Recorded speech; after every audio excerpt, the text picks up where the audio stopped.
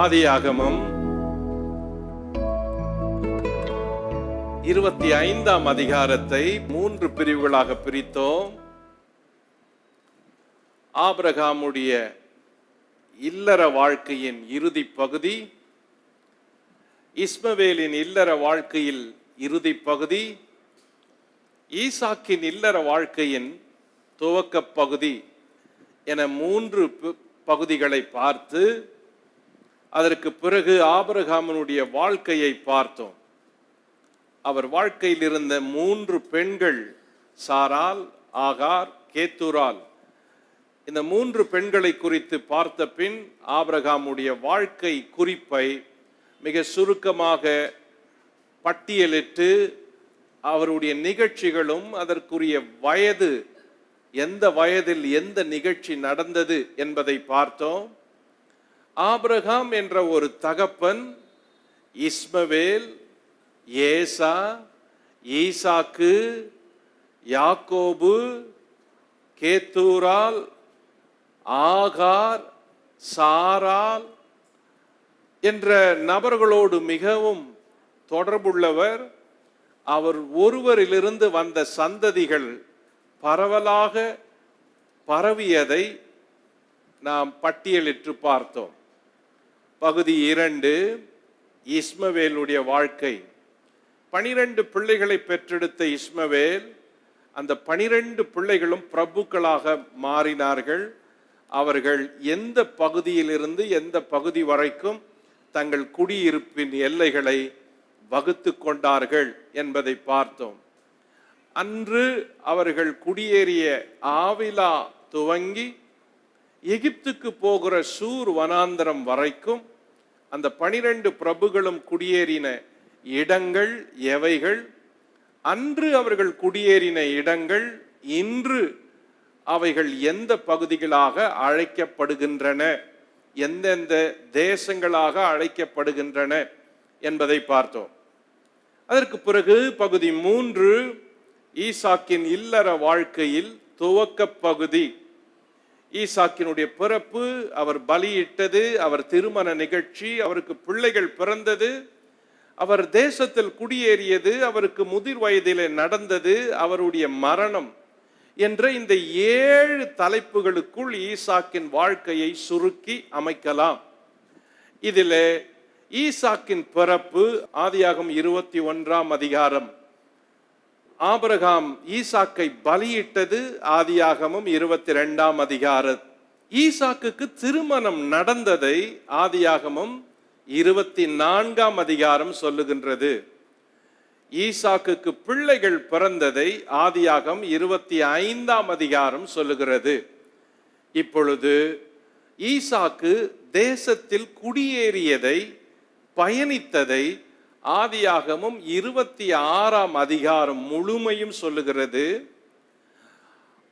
அந்த சம்பவத்திற்கு பின்பு ஈசாக்கினுடைய அந்திய கால நிகழ்ச்சிகளை ஆதியாகமம் 27ஆம் அதிகாரம் சொல்லுகிறது. அதற்கு பிறகு அவருடைய பிள்ளைகள் வாழ்க்கையில் நடந்தவைகளை 28ஆம் அதிகாரத்தில் இருந்து தொடர்ந்து வாசிக்க முடிகிறது.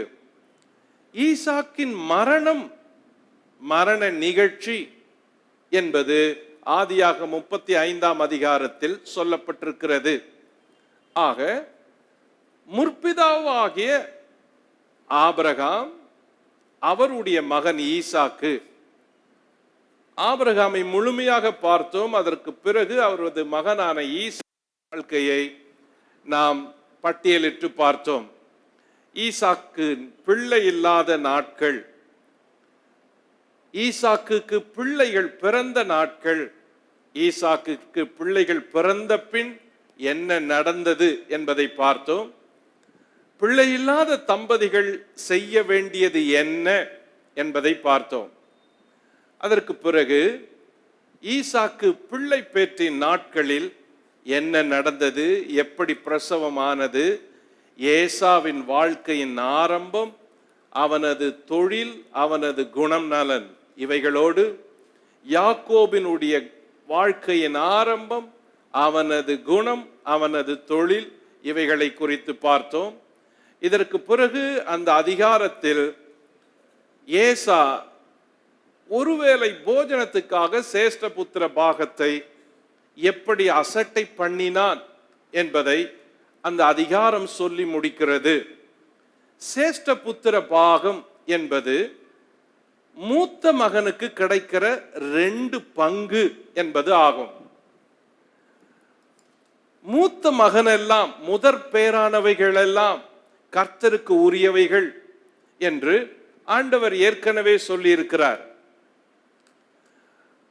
அந்த முதற் பேரானவைகள் எல்லாம் தேவனுக்கு உரியவைகள். அந்த முதற் பேரான ஆண் மகனுக்கு 2 பங்குகள் கொடுக்கப்பட வேண்டும் என்று யாக்கோபு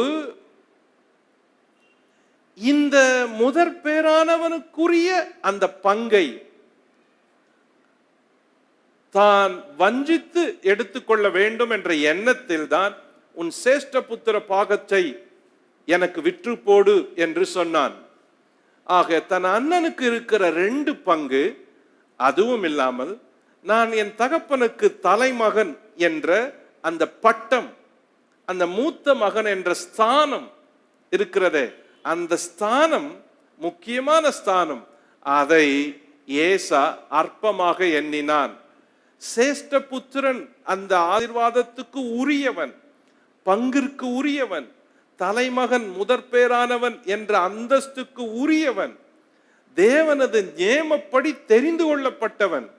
அப்படி கர்த்தர் முதற் பையனை, முதற் மகனை, தலை பிள்ளையை ஒரு ஸ்தானத்தில் வைத்திருக்கும் போது அதை ஏசா அற்பமாக எண்ணி, துச்சமாக எண்ணி அதை தன் தம்பிக்கு விற்று போட்டான். நான் என்ன முதற் மகன், எனக்கெல்லாம் என்ன பரவாயில்ல அப்படின்னு சொல்லி அதை அற்பமா எண்ணினான்.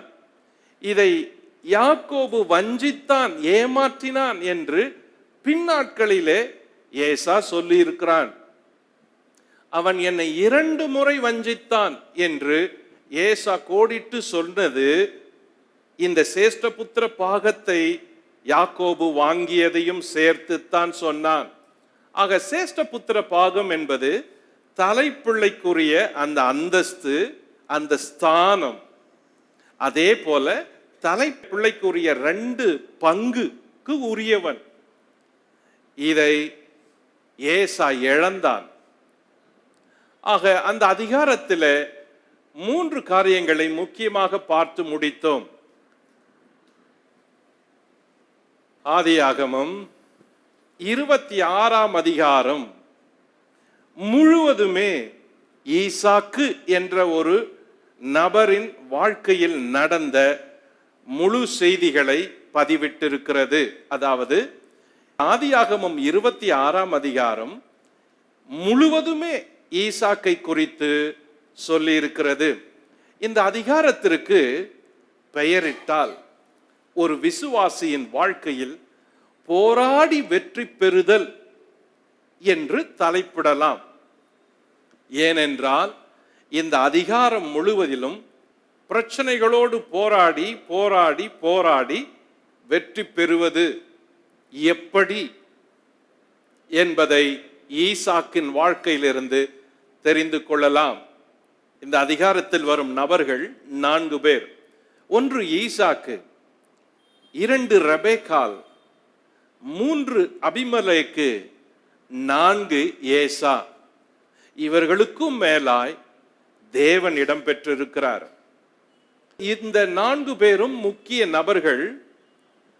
இதனோடு கூட சில மேய்ப்பர்கள், பெலிஸ்தியர்கள், பெலிஸ்திய ராஜாவினுடைய நண்பன், சேனாபதி என்று ஒரு சில தனிப்பட்ட நபர்களும் இதில் இருக்கின்றார்கள்.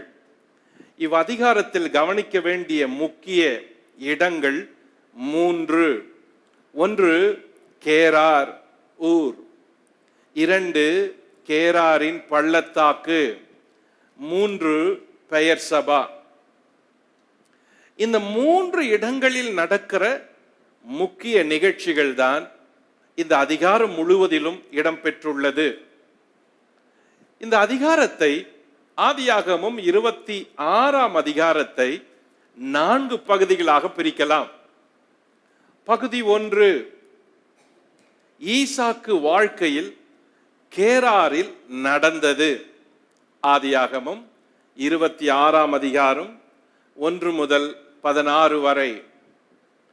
பகுதி 2, ஈசாக்கின் வாழ்வில் கேராரில் பள்ளத்தாக்கில் நடந்தது. ஆதியாகமம் 26 17 முதல் 22. பகுதி 3, ஈசாக்கின் வாழ்வில் பெயர்சபாவில் நடந்தது. ஆதியாகமம் 26 23 முதல் 33 வரை. பகுதி 4, ஏசாவின் வாழ்வில் திருமணத்தில் நடந்தது. ஆதியாகமம் 26 34 முதல் 35. பகுதி 1, ஈசாக்கு வாழ்வில் கேராரில் நடந்தது. வாசிப்போம். 26ஆம் அதிகாரம், ஆதியாகமம் 26ஆம் அதிகாரம், முதல் வசனம். ஆபிரகாமின் நாட்களில் உண்டான பஞ்சத்தை அல்லாமல் பின்னும் ஒரு பஞ்சம் தேசத்தில் உண்டாயிற்று. அப்பொழுது ஈசாக்கு பெலிஸ்தருக்கு ராஜாவாகிய அபிமெலேக்கின் இடத்தில் கேராருக்கு போனான். கேரார் ஊரில் நடந்தவை என்ன என்பதை தான் 1ஆம் வசனம் துவங்கி 16ஆம் வசனம் வரைக்கும் நிகழ்ச்சிகளை சொல்லி இருக்கிறது. கேராரில் என்ன நடந்தது? நிகழ்ச்சி குறிப்புகளை முதல்ல நிகழ்ச்சிகளை பார்ப்போம், அதுக்கப்புறம் குறிப்புகளை பார்ப்போம். இந்த ஊர்ல ஈசாக்குக்கு என்ன நடந்துச்சு? முதல்ல தேசத்தில் பஞ்சம் வந்துச்சு. கவனிங்க, 26:1 சொல்லுது, ஆபிரகாமின் நாட்களில் உண்டான பஞ்சத்தை அல்லாமல் பின்னும் ஒரு பஞ்சம் தேசத்தில் உண்டாயிற்று. அப்ப ஆபிரகாமின் நாட்களில் பஞ்சம் உண்டாச்சுன்னா அது எங்க உண்டாச்சு, எப்ப உண்டாச்சுன்னா, இதே போல கானான்ல ஒரு பஞ்சம் வந்துச்சு. அது ஆபிரகாம் கானானுக்கு வந்த புதுசுல நடந்தது. ஆதியாகமம் 12ஆம் அதிகாரத்தில் அந்த பஞ்சத்தை குறித்து வேதம் சொல்லுகிறது. அந்த பஞ்சம் வந்ததுனால ஆபிரகாம் கானானிலிருந்து எகிப்துக்கு போனார். அதே போல நீண்ட வருஷங்கள் கழித்து ஈசாக்கு வாழ்க்கையில் கூட, அவர் வாழ்க்கையில் முக்கியமான பகுதியின் காலகட்டத்தில் இருக்கும் பொழுது ஒரு பஞ்சம் வந்தது. ஆபிரகாம் எப்படி பஞ்சம் வந்தபோது கானானிலிருந்து எகிப்துக்கு போக திட்டமிட்டாரோ, அதே போல ஈசாக்கும் பஞ்சம் வந்தபோது எகிப்திற்கு போக திட்டமிட்டார். ஆனால் தேவன் போக வேண்டாம் என்று தடுத்தார். கவனியுங்கள் 2ஆம் வசனம். கர்த்தர் அவனுக்கு தரிசனமாகி, நீ எகிப்துக்கு போகாமல் நான் உனக்கு சொல்லும் தேசத்தில் குடியிரு என்று சொல்றார். ஆகையினால் ஈசாக்கு எகிப்துக்கு போல பஞ்சம் வந்ததும் அதே பக்கத்தில் இருந்த பெலிஸ்தியர் தேசமான கேராருக்கு போய் குடியிருக்கிறாரு. சோ பெலிஸ்தியருடைய தேசத்தில் குடியேறினார். இந்த பகுதியில் நடக்கிற சம்பவங்களை கவனிப்போம். நம்பர் 2, தேசத்தை குறிச்ச வாக்குதத்தத்தை தேவன் சொல்றாரு. பாருங்க, 3ஆம் வசனத்தை கவனிப்போம். அவர் எகிப்துக்கு போகாதன்னு தேவன் ஈசாக்கு சொல்லி கேரார்ல குடியிருக்கும் பொழுது, அந்த கேராருக்கு போன்னு சொன்னும் பொழுது அங்க ஆண்டவர் வாக்கு பண்றாரு. என்ன வாக்கு? வாசிப்போம். இந்த தேசத்திலே வாசம் பண்ணு, நான் உன்னோட கூட இருந்து உன்னை ஆசீர்வதிப்பேன். நான் உனக்கும் உன் சந்ததிக்கும் இந்த தேசங்கள் யாவையும் தந்து உன் தகப்பனாகிய ஆபிரகாமுக்கு நான் இட்ட ஆணையை நிறைவேற்றுவேன். ஆபிரகாம் என் சொல்லுக்கு கீழ்ப்படிந்து என் விதிகளையும் என் கற்பனைகளையும் என் நியமங்களையும் என் பிரமாணங்களையும் கை கொண்டபடியினால் நான் உன் சந்ததியை வானத்தின் நட்சத்திரங்களைப் போல பெருக பண்ணி உன் சந்ததிக்கு இந்த தேசங்கள் யாவையும் தருவேன். உன் சந்ததிக்குள் பூமியில் உள்ள சகல ஜாதிகளும் ஆசீர்வதிக்கப்படும் என்றார். ஈசாக்கு கேராரிலே குடியிருந்தான். கேராரில் இருக்கும் பொழுது தேவன் வாக்குத்தத்தத்தை திரும்பவும் புதுப்பிக்கிறாரு. ஆபிரகாமுக்கு என்ன சொன்னாரோ அதே போல ஒரு வாக்குத்தத்தத்தை திரும்பவும் ஈசாக்குக்கு புதுப்பிச்சு சொல்றாரு. உன் தகப்பனாகிய ஆபிரகாமுக்கு நான் சொன்ன வாக்குத்தத்தத்தை உனக்கு நிறைவேற்றுவேன் அப்படின்னு சொல்றாரு. இந்த நிகழ்ச்சிகள்ல மூணாவது ஒரு பிரச்சனை வருது. ரெபேக்காலினால் வந்த பிரச்சனை. ஆதியாகமம் 26:6 முதல் 11 சொல்லுது. இதுக்கு பிறகு ஈசாக்கினுடைய வளர்ச்சியினால வந்த எதிர்ப்பு. இப்போ இந்த முதல் பகுதியில இந்த 4 நிகழ்ச்சிகளும் நடக்குது. இப்போ இந்த 4 நிகழ்ச்சிகள்ல ஒவ்வொன்னா பார்க்க போறோம். தேசத்தில் வந்த பஞ்சம். கானான் தேசத்துல பல காலங்கள்ல பஞ்சம் வந்திருக்குது. அதிகபட்சமா பஞ்சம் அப்படின்னு சொல்றது மழை இல்லாததுனால, விளைச்சல் இல்லாததுனால வந்த பஞ்சம். இப்ப மழை மட்டும் வரலன்னா என்ன ஆகும், பாதிப்புகள் என்ன அப்படின்னா, மழை வரலன்னா முதல்ல தண்ணீர் பஞ்சம் வரும். அதற்கு பிறகு பிராணிகள் சாப்பிடுறதுக்கு புல்லோ அல்லது அதற்குரிய உணவோ இல்லாம போகும். தாவரங்கள், தாவர தளிர்கள் இவைகள் எல்லாம் துளிர்க்காது. இதற்கு பிறகு உணவுக்குரிய பஞ்சம் வரும். தானிய பஞ்சம், சாப்பாட்டு பஞ்சம் இவைகள் வரும். அப்போ பஞ்சம் என்பது ஒரு மழையை நிறுத்தினாலே தேசத்துல பாதிப்புகள் அதிகமாகுது. இங்க வந்த பஞ்சமும் அப்படிதான். ஆனா இங்க என்ன நடக்குதுன்னா, பஞ்சம் வந்தப்ப பஞ்ச காலத்துல எல்லாரும் எகிப்துக்கு போக யோசிக்கிறாங்க. ஏன் எகிப்துக்கு போறாங்கன்னா, எகிப்துல மழை இல்லைனாலும் நைல் நதி ஓடுவதனால அங்க பசுமையான நிலங்களும் புல்வெளிகளும் உணவுக்கான எல்லா வசதிகளும் அங்கு உண்டு. அதனால சுற்றுப்புறங்கள்ல எங்க பஞ்சம் வந்தாலும் எகிப்துக்கு போகிறதுக்கு காரணம் நைல் நதியினால எகிப்து எப்பவுமே பசுமையா இருந்தது. ஆகையினால அவங்க அப்படி போக முற்பட்டாங்க. அப்போ இந்த நிகழ்ச்சியில ஆபிரகாம் காலத்தில் உண்டான பஞ்சத்தை வேதம் சொல்லுது. ஈசாக்கு காலத்தில் உண்டான பஞ்சத்தை வேதம் சொல்லுது. எகிப்துக்கு போகணும்ன்ற காரணத்தை வேதம் சொல்லுது. ஆபிரகாம் அவசரப்பட்டு எகிப்துக்கு போனாரு, அதனால அங்க பெரிய சிக்கல் இருந்துச்சு. ஈசாக்கு அதே மாதிரி போக முற்பட்டாரு, ஆனால் தேவன் அதை தடுத்தார். வேண்டாம், நீ இங்கேயே இரு அப்படின்னு. ஆனா இந்த பஞ்ச காலத்துல ஈசாக்கு கேரார் ஊர்ல தங்கி இருக்கும் பொழுது அந்த பஞ்சத்தோடு சேர்ந்த சில பிரச்சனைகளும் வந்துச்சு. அதுக்கு முன்பே தேவன் வாக்கு பண்ணதை பார்க்கிறோம். வாக்கு பண்ணதை கவனிப்போம். ஆண்டவர் சொன்னதை கவனிங்க. இந்த தேசத்தில் வாசம் பண்ணு. ஆதி 26:3. நம்பர் 2, நான் உன்னோட கூட இருந்து உன்னை ஆசீர்வதிப்பேன். 26:3. நான் உனக்கும் உன் சந்ததிக்கும் இந்த தேசங்கள் யாவையும் தருவேன். 26:3.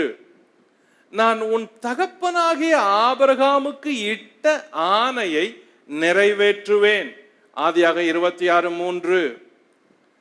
நம்பர் 5, நான் உன் சந்ததியை வானத்து நட்சத்திரங்களைப் போல பெருக பண்ணுவேன். ஆதியாக 26:5. நம்பர் 6, நான் உன் சந்ததிக்கு இந்த தேசங்களை தருவேன். ஆதியாகமம் 26:5. நம்பர் 7, உன் சந்ததிக்குள் பூமியில் உள்ள சகல ஜாதிகளும் ஆசீர்வதிக்கப்படும். ஆதியாகமம் 26:5. அப்போ இதே போல ஒரு வாக்குத்தத்தங்களை ஈசாக்குக்கு என்னெல்லாம் தேவன் கொடுத்தாரோ இதே மாதிரியான வாக்குத்தத்தங்களை தான் ஆபிரகாமுக்கும் தேவன் கொடுத்தாரு.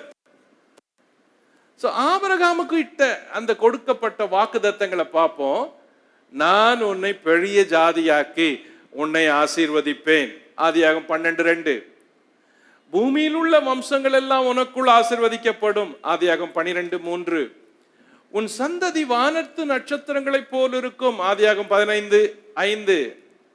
நம்பர் 4, பூமியில் உள்ள சகல ஜாதிகளும் உனக்குள் ஆசீர்வதிக்கப்பட்டிருக்கும். ஆதியாகமம் 18:17, 22:18. நம்பர் 5, நான் உன்னோட கூட இருப்பேன். ஆதியாக 21:25. அப்போ தேவன் தம்முடைய வார்த்தைகள்ல எதையுமே மாத்தல, வாக்குத்தத்தங்களையும் மாத்தல.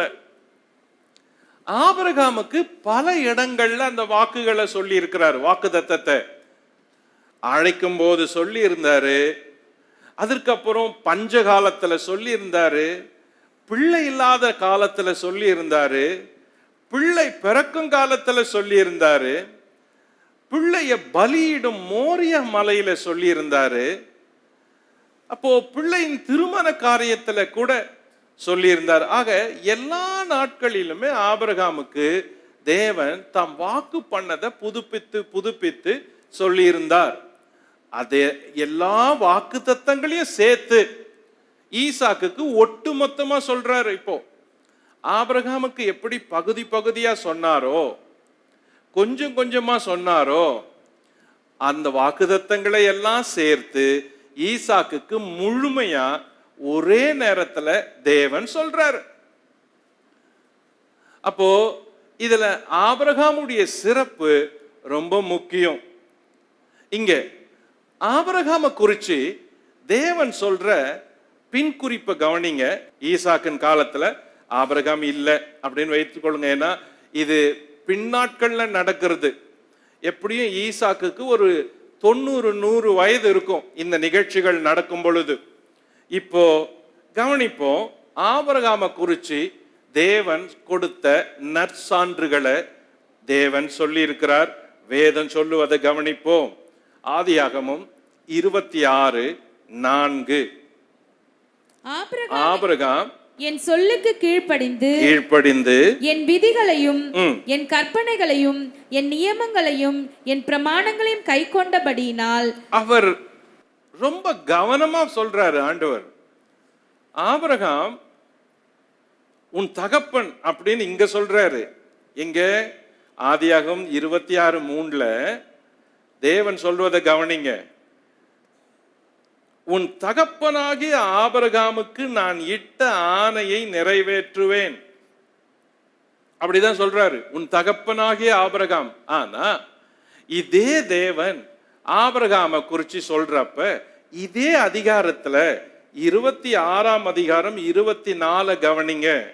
அன்று ராத்திரி கர்த்தர் அவனுக்கு தரிசனமாகி, நான் உன் தகப்பனாகிய ஆபிரகாமுடைய தேவன், பயப்படாதே, நான் உன்னுடனே கூட இருந்து என் ஊழியக்காரனாகிய ஆபிரகாமின் நிமித்தம் உன்னை ஆசீர்வதித்து உன் சந்ததியை பெருக பண்ணுவேன். இங்க சொல்றாரு ஆபிரகாம் என் ஊழியக்காரன் அப்படின்னு சொல்றாரு.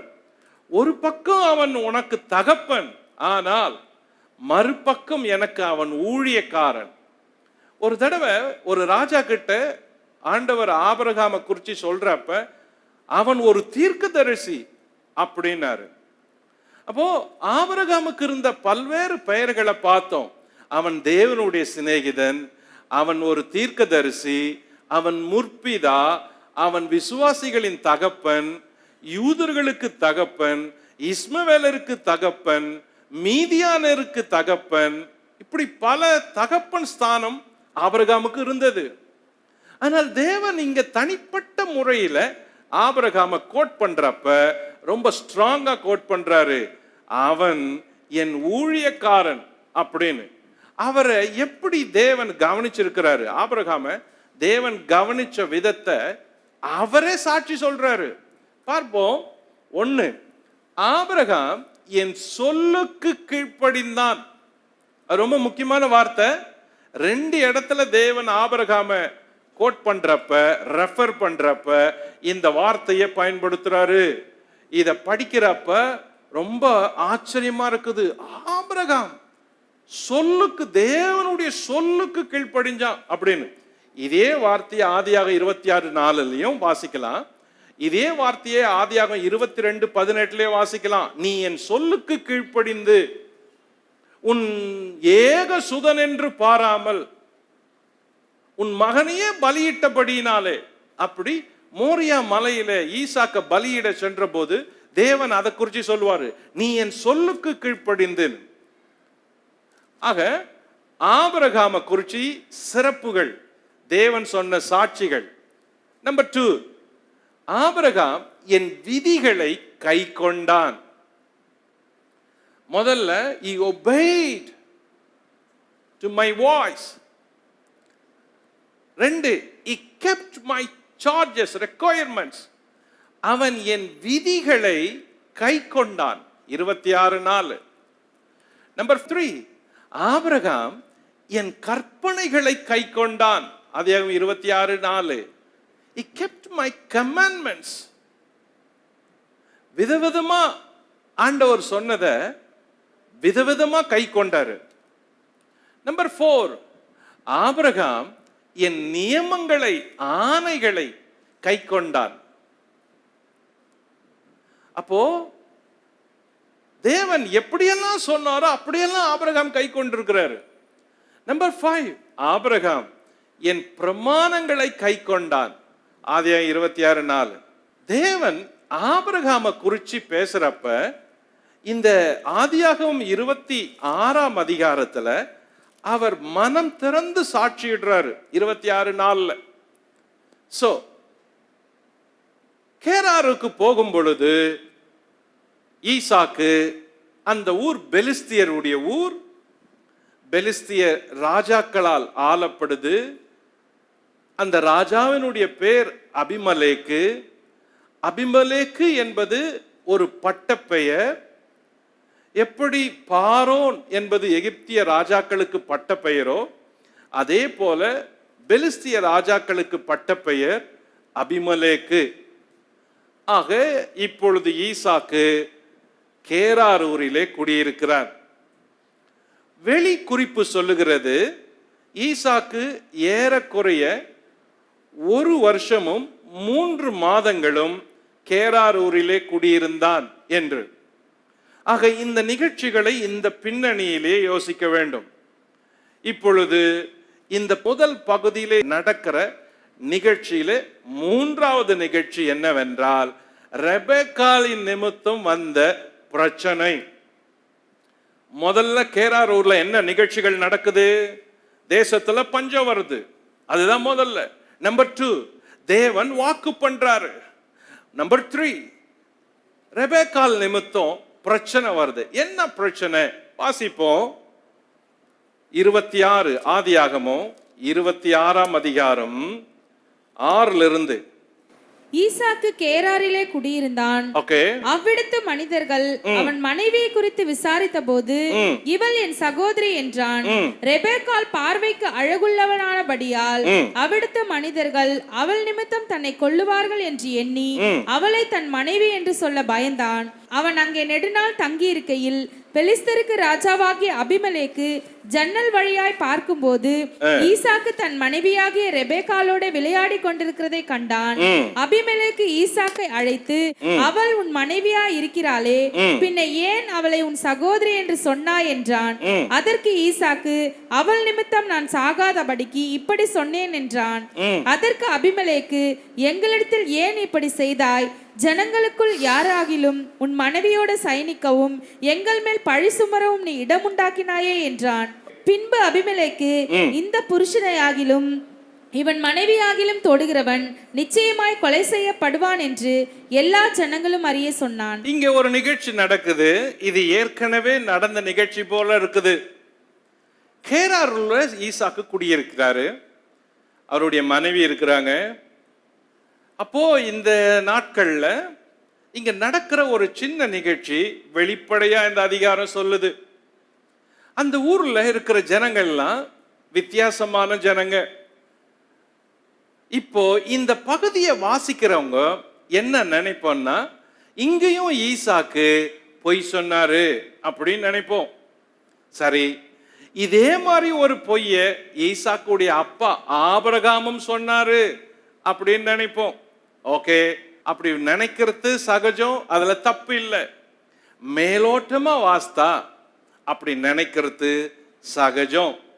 சரி, என்ன நடந்துச்சு அப்படின்னா, ரெபேக்காள் பார்வைக்கு அழகுள்ளவள் அப்படின்னு கண்டு அந்த ஊர்ல இருக்கிறவங்க எல்லாம் ரெபேக்காளை பார்க்கறாங்க, ஈசாக்க கேட்கறாங்க, யார் இது அப்படின்னு.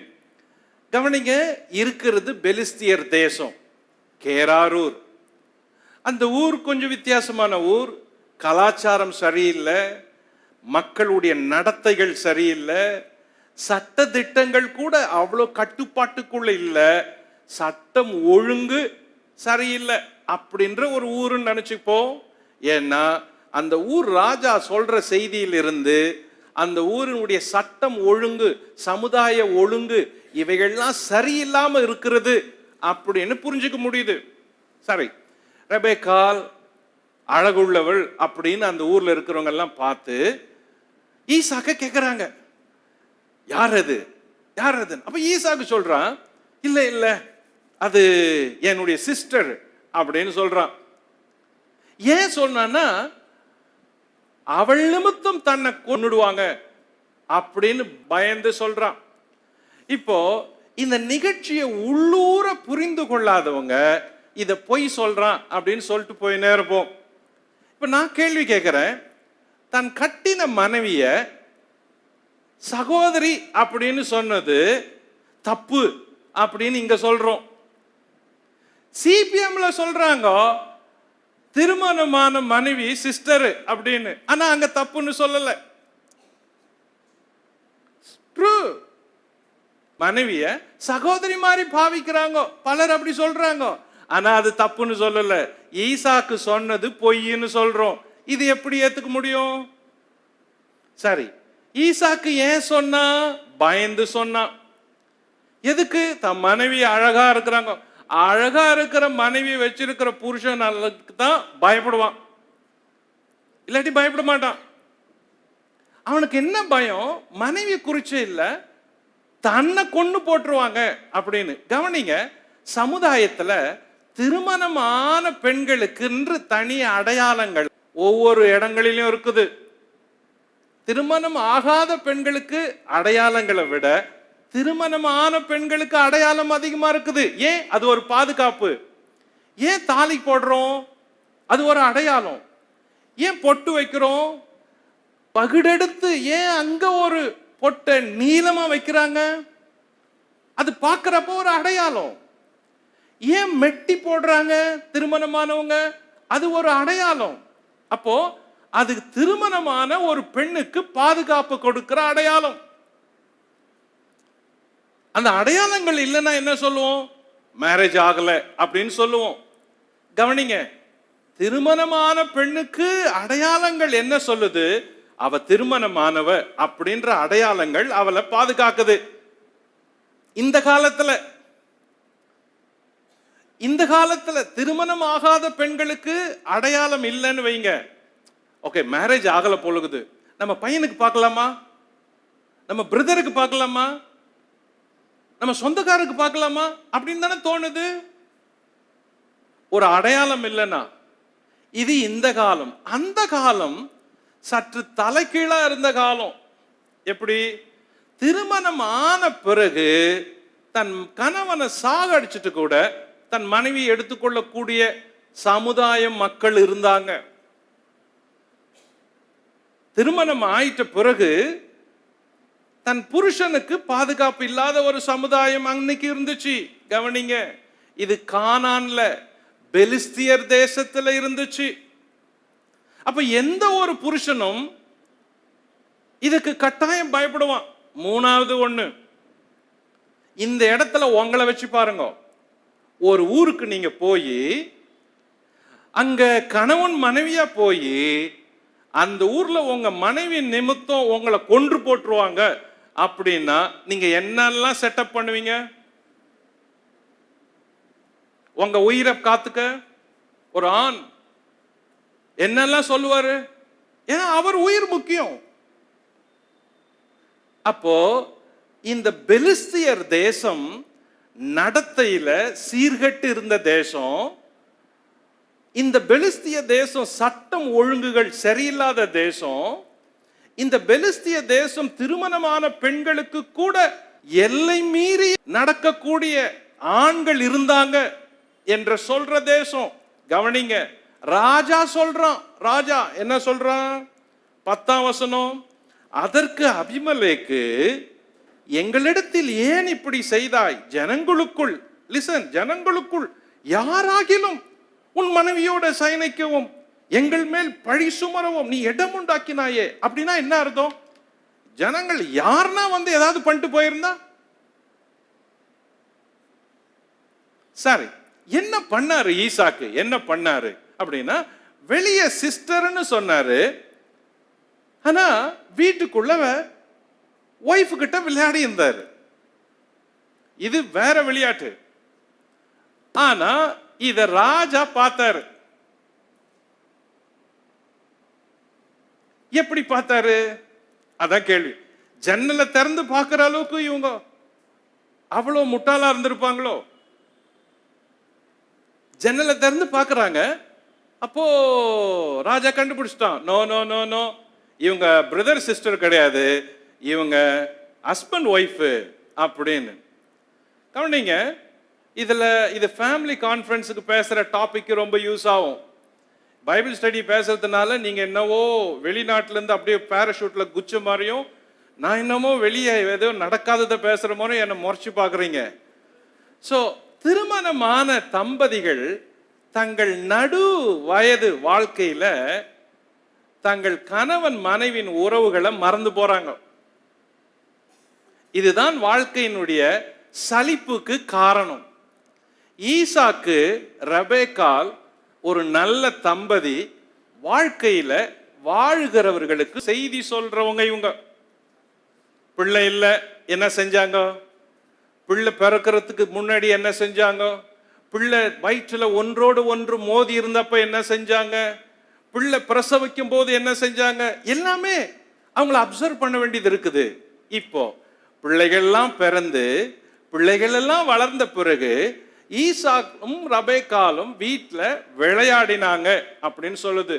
இந்த வேதம் சில செய்திகளை ஒரு வார்த்தையில முழு செய்தியும் கவர் பண்ணக்கூடிய பெரிய அறிவு, ஞானம் இந்த வேதத்துக்குள்ள இருக்கிற வார்த்தைகள்ல இருக்குது. ஆதாம் ஏவாளை அறிந்தான். அந்த அறிந்தான் என்ற ஒரு வேர்டு எவ்வளவு பெரிய செய்தியை உள்ள அடக்கிருச்சு. அறிந்தான், அந்த ஒன் வேர்டு எவ்வளவு பெரிய செய்தி, நிகழ்ச்சி உள்ள வந்துருச்சு. இங்கேயும் அதுதான். ஈசாக்கு ரெபேக்காலோடு விளையாடி கொண்டிருந்தான். அந்த விளையாட்டு என்பது ஒரு சேல்.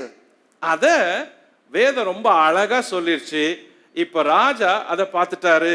கவனிங்க, இதுல செய்ய வேண்டியது, எச்சரிப்பா இருக்க வேண்டியது ரொம்ப இருக்குது. தம்பதிகளுக்கு சொல்றேன், உங்கள் திருமண வாழ்க்கையின் மைய பகுதியில உங்கள் திருமண உறவுகள் இப்படித்தான் காக்கப்பட வேண்டும். இங்க ரொம்ப பேரு வாழ்க்கையை சலிச்சுக்கிறாங்க. திருமணமாகி பிள்ளைகளை பெற்றெடுத்த பிறகு வாழ்க்கையில சலிப்பு வந்துருது. புருஷன் மேல சலிப்பு, மனைவியின் மேல சலிப்பு வருது. கவனிங்க, ஒரு தம்பதி பஞ்சகாலத்துல ஒரு அந்நிய ஊர்ல போய் குடும்பத்தை எப்படி நடத்துறாங்க என்பதை 26ஆம் அதிகாரம் ஒவ்வொரு தம்பதிக்கும் செய்தி சொல்லுது. வாழ்க்கையில இப்படிப்பட்ட இறுக்கமான உறவுகள் வாழ்க்கையின் மைய பகுதியில வேணும். இது நடக்கிறது ஈசாக்கு பிள்ளைகள் எல்லாம் பெற்றெடுத்த பிறகு. ஏற்கனவே லேட்டா பிறந்தாங்க.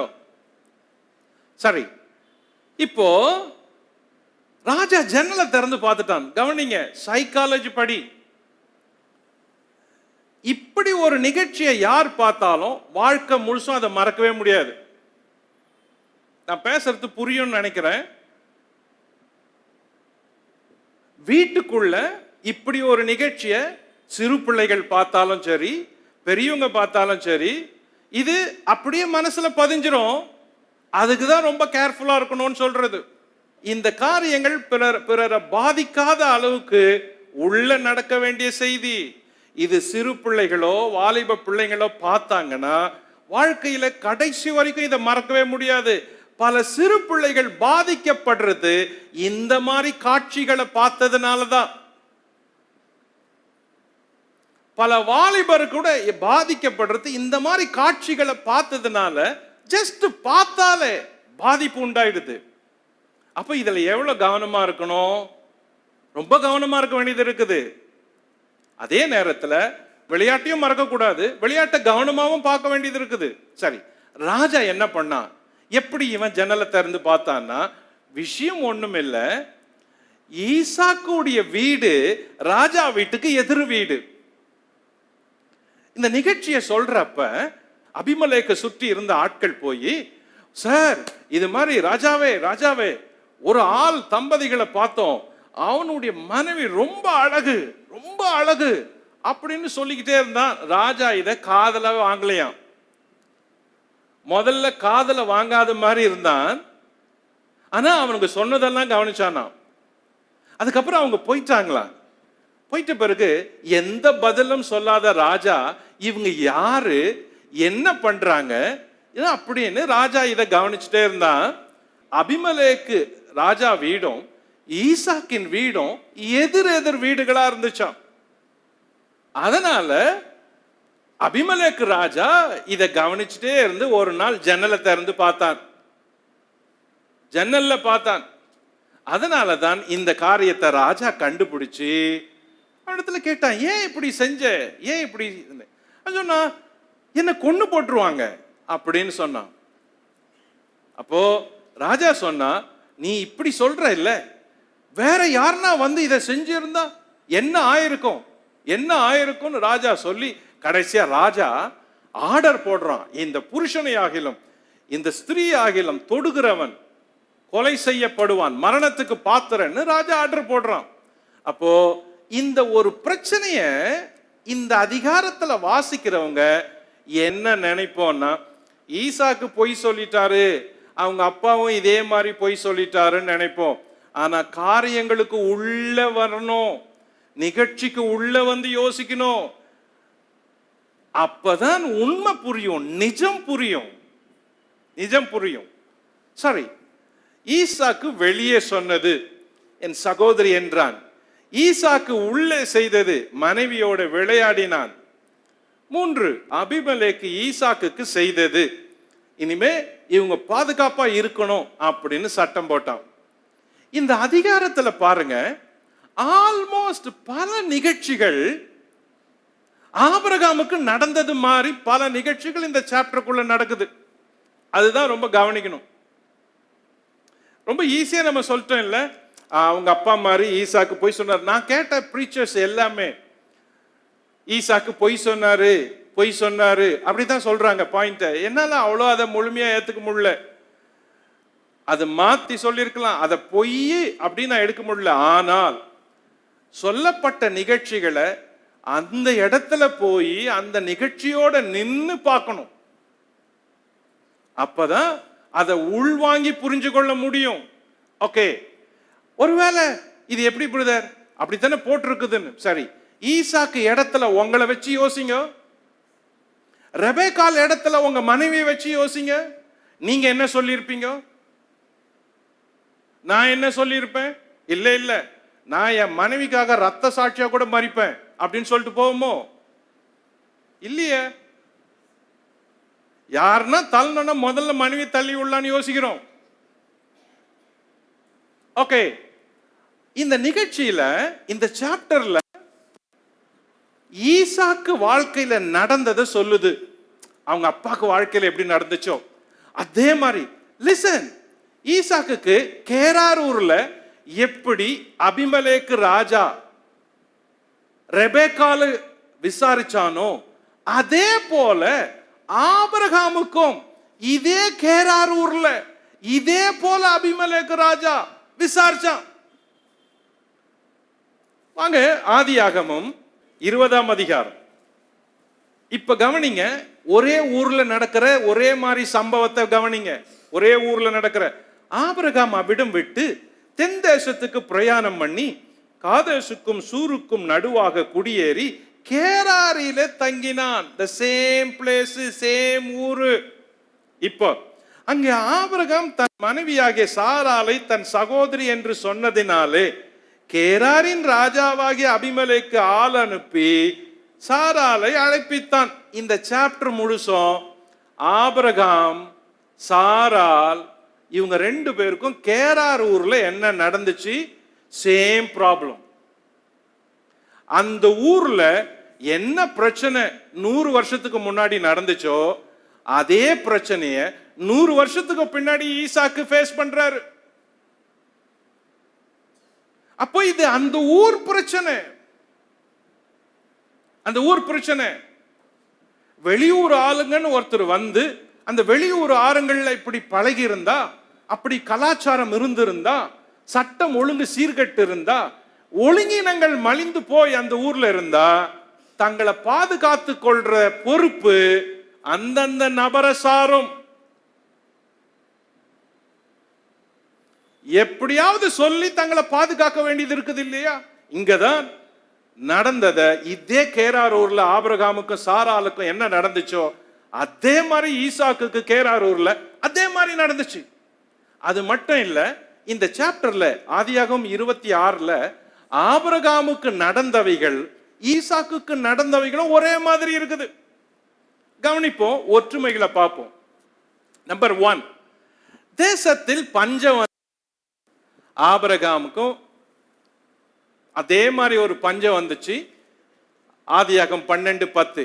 ஈசாக்குக்கும் அதே மாதிரி ஒரு பஞ்சம் வந்துச்சு. ஆதி 26:1. நம்பர் 2, தேவன் தரிசனமாகி பேசியது. ஆதியாகமம் 15:1 ஆபிரகாமுக்கு. நம்பர் 2, ஈசாக்குக்கு அதே மாதிரி தரிசனமாகி பேசுறாரு. ஆதியாகமம் 26:2. நம்பர் 3, தேவன் வாக்குதத்தம் செய்தது ஆபிரகாம் வாழ்க்கையில. ஆதியாகமம் 12:1-3, 15:4-5, 17:1 இதெல்லாம் தேவன் ஆபிரகாமுக்கு வாக்கு பண்ணாரு. இதே போல ஈசாக்குக்கு வாக்கு பண்றாரு. ஆதியாகமம் 26:3-5-24. நம்பர் 4, மனைவி பார்வைக்கு அழகா இருந்தது ஆபிரகாமுக்கு. 12:11 சேம் ப்ராப்ளம். ஈசாக்குக்கு 26:7 சேம் ப்ராப்ளம். நம்பர் 5, மனைவியை சகோதரி என்றது ஆபிரகாம். ஆதியாகமம் 12:13-23 சேம் ப்ராப்ளம் ஈசாக்குக்கு. ஆதியாகமம் 26:7. கவனிங்க, இந்த ஒரு சாப்டருக்குள்ள 26க்குள்ள இருக்கிற ஒற்றுமையான நிகழ்ச்சிகளை தான் கவனிக்கிறோம். ஒரு சாப்டர்ல ஆபிரகாம் லைஃப்ல என்ன நடந்துச்சோ அதே மாதிரி ஈசாக்கு லைஃப்ல நடக்கிறத இந்த ஒரு சாப்டர்ல பார்க்க முடியுது கூர்ந்து கவனிக்கும் பொழுது. ஓகே, நம்பர் 6, அந்நிய தேச மக்களுக்கு பயந்தது. ஆபிரகாமும் பயந்தாரு. ஆதி 12:12. ஈசாக்கு ஆதி 26:7. நம்பர் 7, அபிமெலேக்குக்கு உதவி செய்ய முன் வந்தது. அபிமெலேக்கு உதவி செய்ய முன் வந்தது ஆபிரகாம் வாழ்க்கையில. ஆதி 20:14-15. ஈசாக்கு வாழ்க்கையில ஆதி 26:9-11. நம்பர் 8, கேராரூரில் நடந்தது. Same thing, same issue. Okay, ஆபிரகாமுக்கு ஆதியாகமம் 20:1, ஈசாக்குக்கு 26:6. நம்பர் 9, மேய்ப்பர்கள் மூலம் வாக்குவாதம் வந்தது ஆபிரகாம் காலத்துல. ஆதியாகமம் 13:7, ஈசாக்கு ஆதியாகமம் 26:20. நம்பர் 10, தோண்டிய துறவுகளை தூர்த்து போட்டது ஆபிரகாம் காலத்துல. ஆதி 21:25. ஈசாக்கு காலத்துல ஆதி 26:15. ஆபிரகாமுக்கும் ஈசாக்குக்கும் இருந்த ஒற்றுமைகள். 11, பெயர் சபாவில் குடியேறியது. ஆபிரகாமும் குடியேறாரு. ஆதி 21:33. ஈசாக்கு 26:23. நம்பர் 12, தேவன் தரிசனமாகி பயப்படாதே என்றது.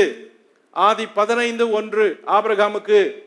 ஈசாக்கு 26:24. நம்பர் 13, அபிமெலேக்கு ஒப்புரவாகி உடன்படிக்கை செய்தது ஆபிரகாம் வாழ்க்கையில். ஆதியாகமம் 21:22-32. ஈசாக்கு வாழ்க்கையில 26:26-31. நம்பர் 14, பலிபீடம் கட்டி தொழுது கொண்டது ஆபிரகாம் வாழ்க்கையில. ஆதி 21:33. ஈசாக்கு வாழ்க்கையில ஆதி 26:25. நம்பர் 15, அநேக ஆண்டுகள் பிள்ளை இல்லாதிருந்தது. ஆபிரகாம் வாழ்க்கையில ஆதி 21:5, ஈசாக்கு வாழ்க்கையில ஆதி 25:26. ஒரு சாப்டர் தான், 26th சாப்டர் முழுசும் தான் பார்த்தோம். இந்த ஒரு சாப்டர்ல the whole life ஆபிரகாம் வாழ்க்கையில நடந்தத பல காரியங்கள் சேமாவே ஈசாக்குக்கு நடந்திருக்கு. அதுக்கு பிறகு இந்த நிகழ்ச்சி முடிந்த பிறகு இன்னொரு காரியத்தை ஈசாக்கு செய்யறாரு. அதுதான் கேராரூர்ல செய்யப்பட்ட 4வது நிகழ்ச்சி. என்ன பண்ணாரு? ஆதியாகமம் 26:12. ஈசாக்கு அந்த தேசத்தில் விதை விதைத்தான். கர்த்தர் அவனை ஆசீர்வதித்ததினால் அந்த வருஷத்தில் 100 மடங்கு பலன் அடைந்தான். அவன் ஐஸ்வர்யவானாகி வர வர விருத்தி அடைந்து மகா பெரியவனானான்.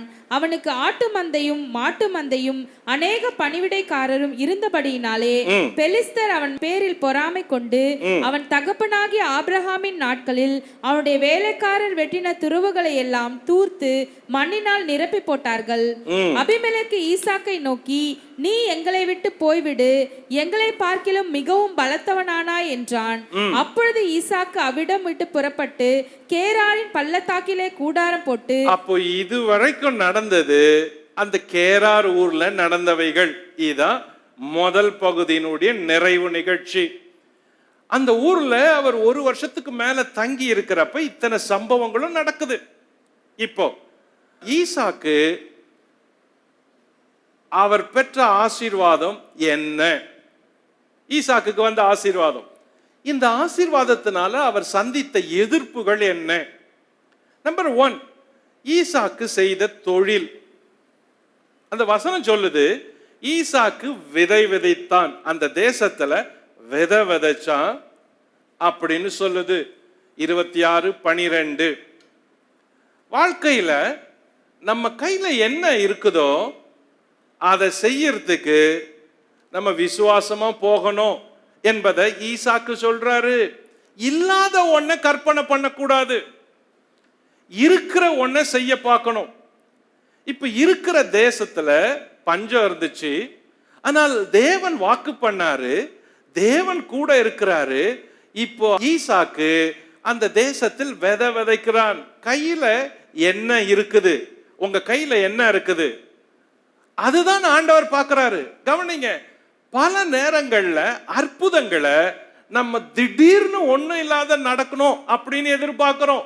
இத வேதத்தை சரியா புரிஞ்சிக்காதவங்க நினைக்கிறது. உன் கையில என்ன இருக்கு அப்படின்னு மோசேயை பார்த்து தேவன் கேட்டாரு. கோல் இருக்குதுன்னாரு. அந்த கோலை வச்சுதான் கீழே போடுனாரு, பாம்பாச்சு. எடுன்னாரு, கோலாச்சு. சமுத்திரத்துக்கு முன்னால நின்னு உன் கையில என்ன இருக்குன்னாரு. அந்த கோலை வச்சு அடிச்சாரு, பிரிஞ்சிச்சு. கையில ஏதோ ஒண்ணு வேணும் அற்புதத்துக்கு.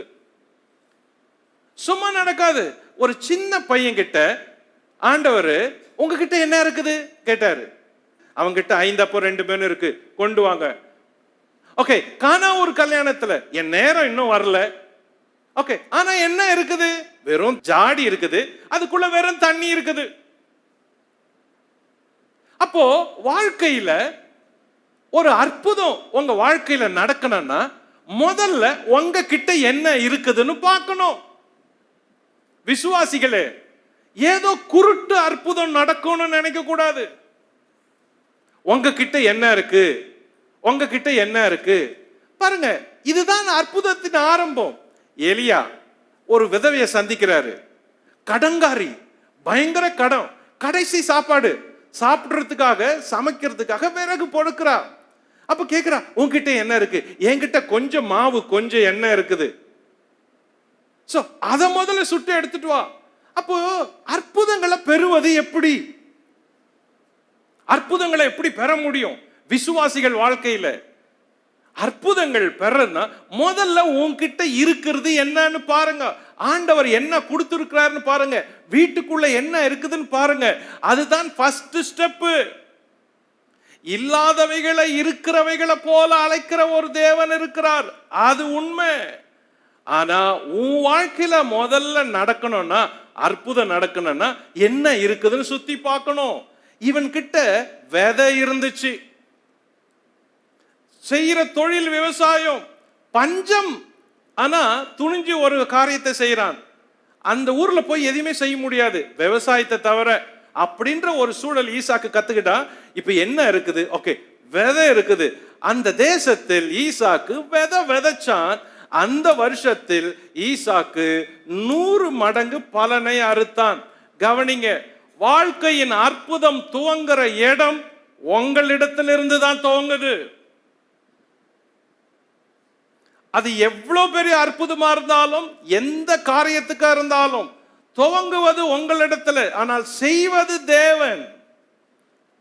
தேவன் தான் அற்புதம் செய்யறாரு. ஆனா உங்களிடத்திலிருந்து துவங்குது. ஆனா நம்ம என்ன நினைக்கிறோம்? எங்க இருந்தாவது வருமா, எப்படியாயிலும் வருமா, யாரை கொண்டாயிலும் வருமா, ஒண்ணு இல்லாத வருமா அப்படின்னு நினைக்கிறோம்.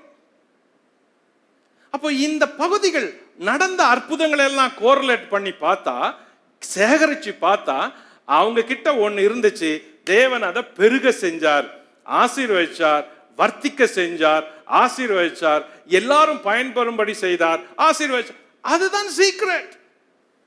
அதுதான் சீக்ரெட். உங்களுக்கு வீடு இல்லை, ஆமா வாடகை வீடு தான். ஆனா யோசிங்க, உங்ககிட்ட என்ன இருக்கு? என்ன இருக்கு? ஒரு சின்ன வேலை இருக்கு. சரி, ஒரு விசுவாசத்துல நீங்க காரியங்களை எடுத்து செய்யறதுக்கு அது ஒண்ணு நீங்க யோசிக்கணும். எப்படி ஆண்டவரே இதை வச்சு எப்படி செய்யறது? ஓகே, சுகவீனமா இருக்கிறீங்க, சுகம் கிடைக்கல, உங்ககிட்ட என்ன இருக்கு? பச்சை தண்ணி இருக்குது. ஆண்டவரே இந்த பச்சை தண்ணியை ஜெபம் பண்ணி குடிக்கிறேன். ஆண்டவரே இந்த ஒரு சின்ன தைலம் இருக்குது, இதை ஜெபம் பண்ணி போடுறேன். ஆண்டவரே இந்த ஒரு சின்ன எண்ணெய் பாட்டில் இருக்குது, ஜெபம் பண்ணி பூசுறேன் அப்படின்னு சொல்ல. உங்ககிட்ட என்ன இருக்குது? ஓகே, கடன் முழுசும் இருக்குது. என்ன இருக்குது? ஆண்டவரே கொஞ்சம் காசு தான் இருக்குது. ஓகே, விசுவாசித்து இந்த கொஞ்சம் காசுல ஃபெய்த் ஸ்டெப் எடுத்து உமக்கு கொடுக்கிறேன், உங்க காணிக்கை பெட்டியில போடுறேன். ஆண்டவரே இந்த கொஞ்ச காசுல எனக்கு எப்படி இந்த கடனில் இருந்து விடுதலை செய்ய முடியும்? உமக்கு தெரியும்.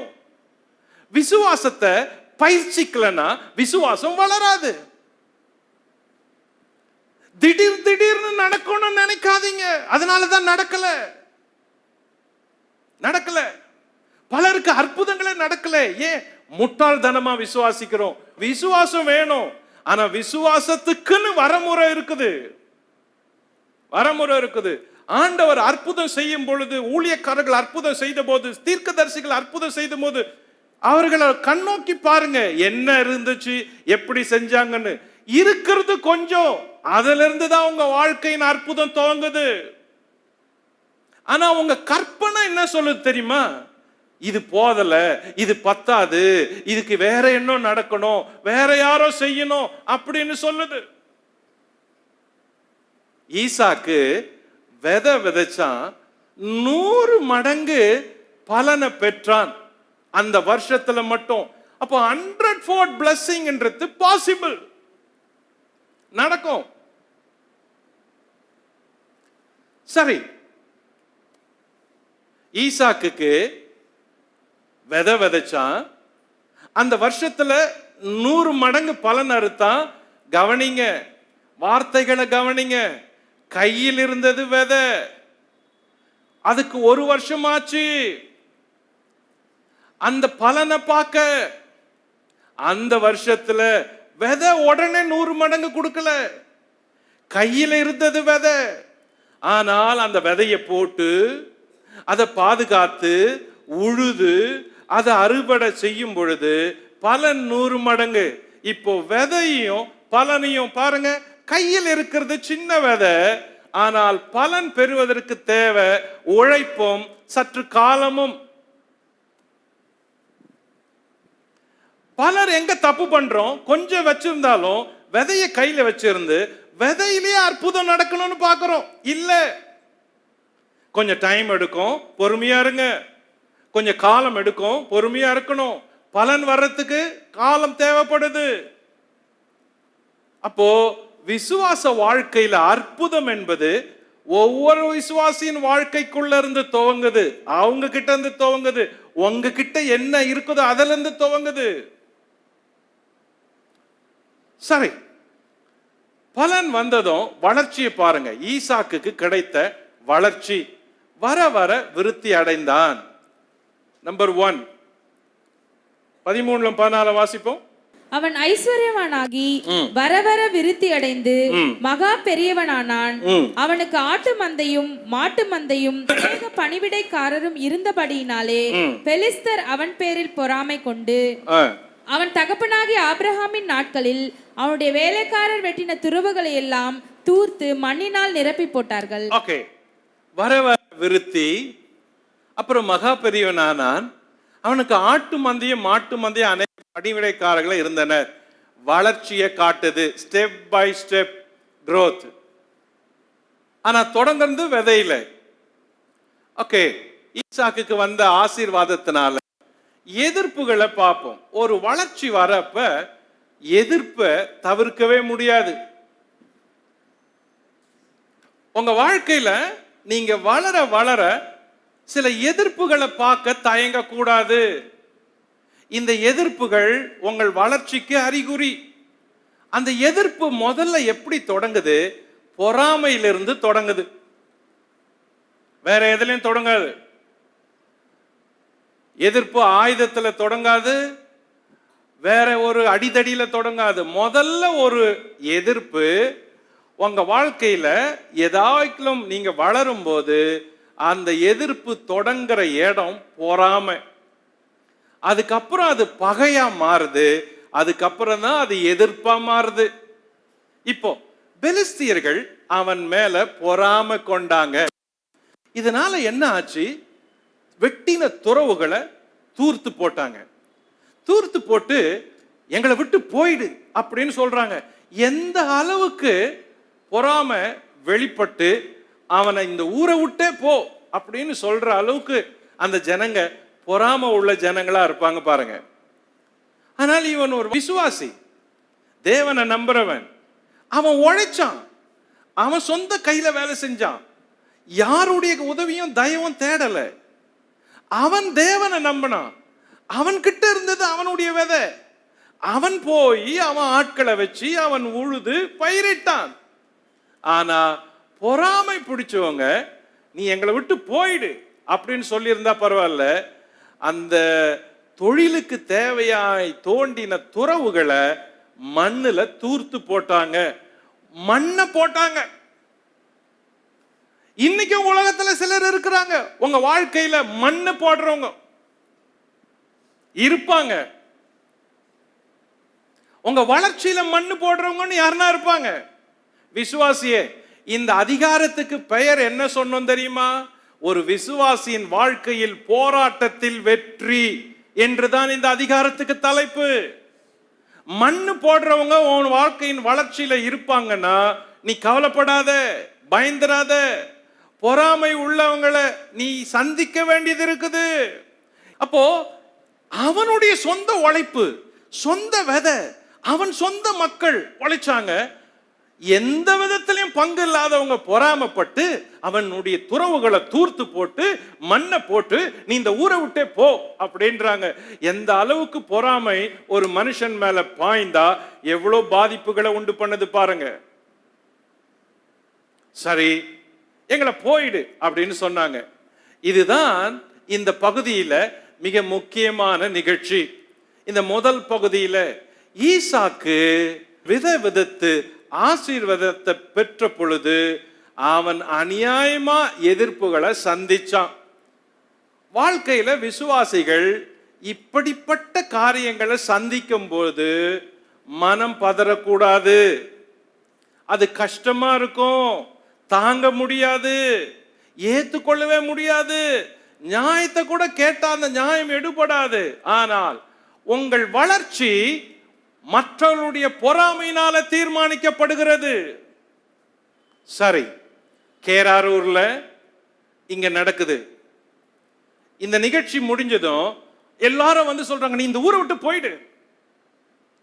அவங்க நாங்க போயிடுறோம் அப்படின்னாங்க. யோசித்து பாருங்க, எவ்வளவு கஷ்டப்பட்டு துறவை தோண்டி இருப்பான், விதைச்சான், பயிரை அறுத்தான், அவ்வளோ தேசத்தை அந்த இடங்களை உழுது இருப்பான். அவங்க ஆள்களுடைய உழைப்பு எவ்வளவு வேஸ்ட் ஆகியிருக்கும்.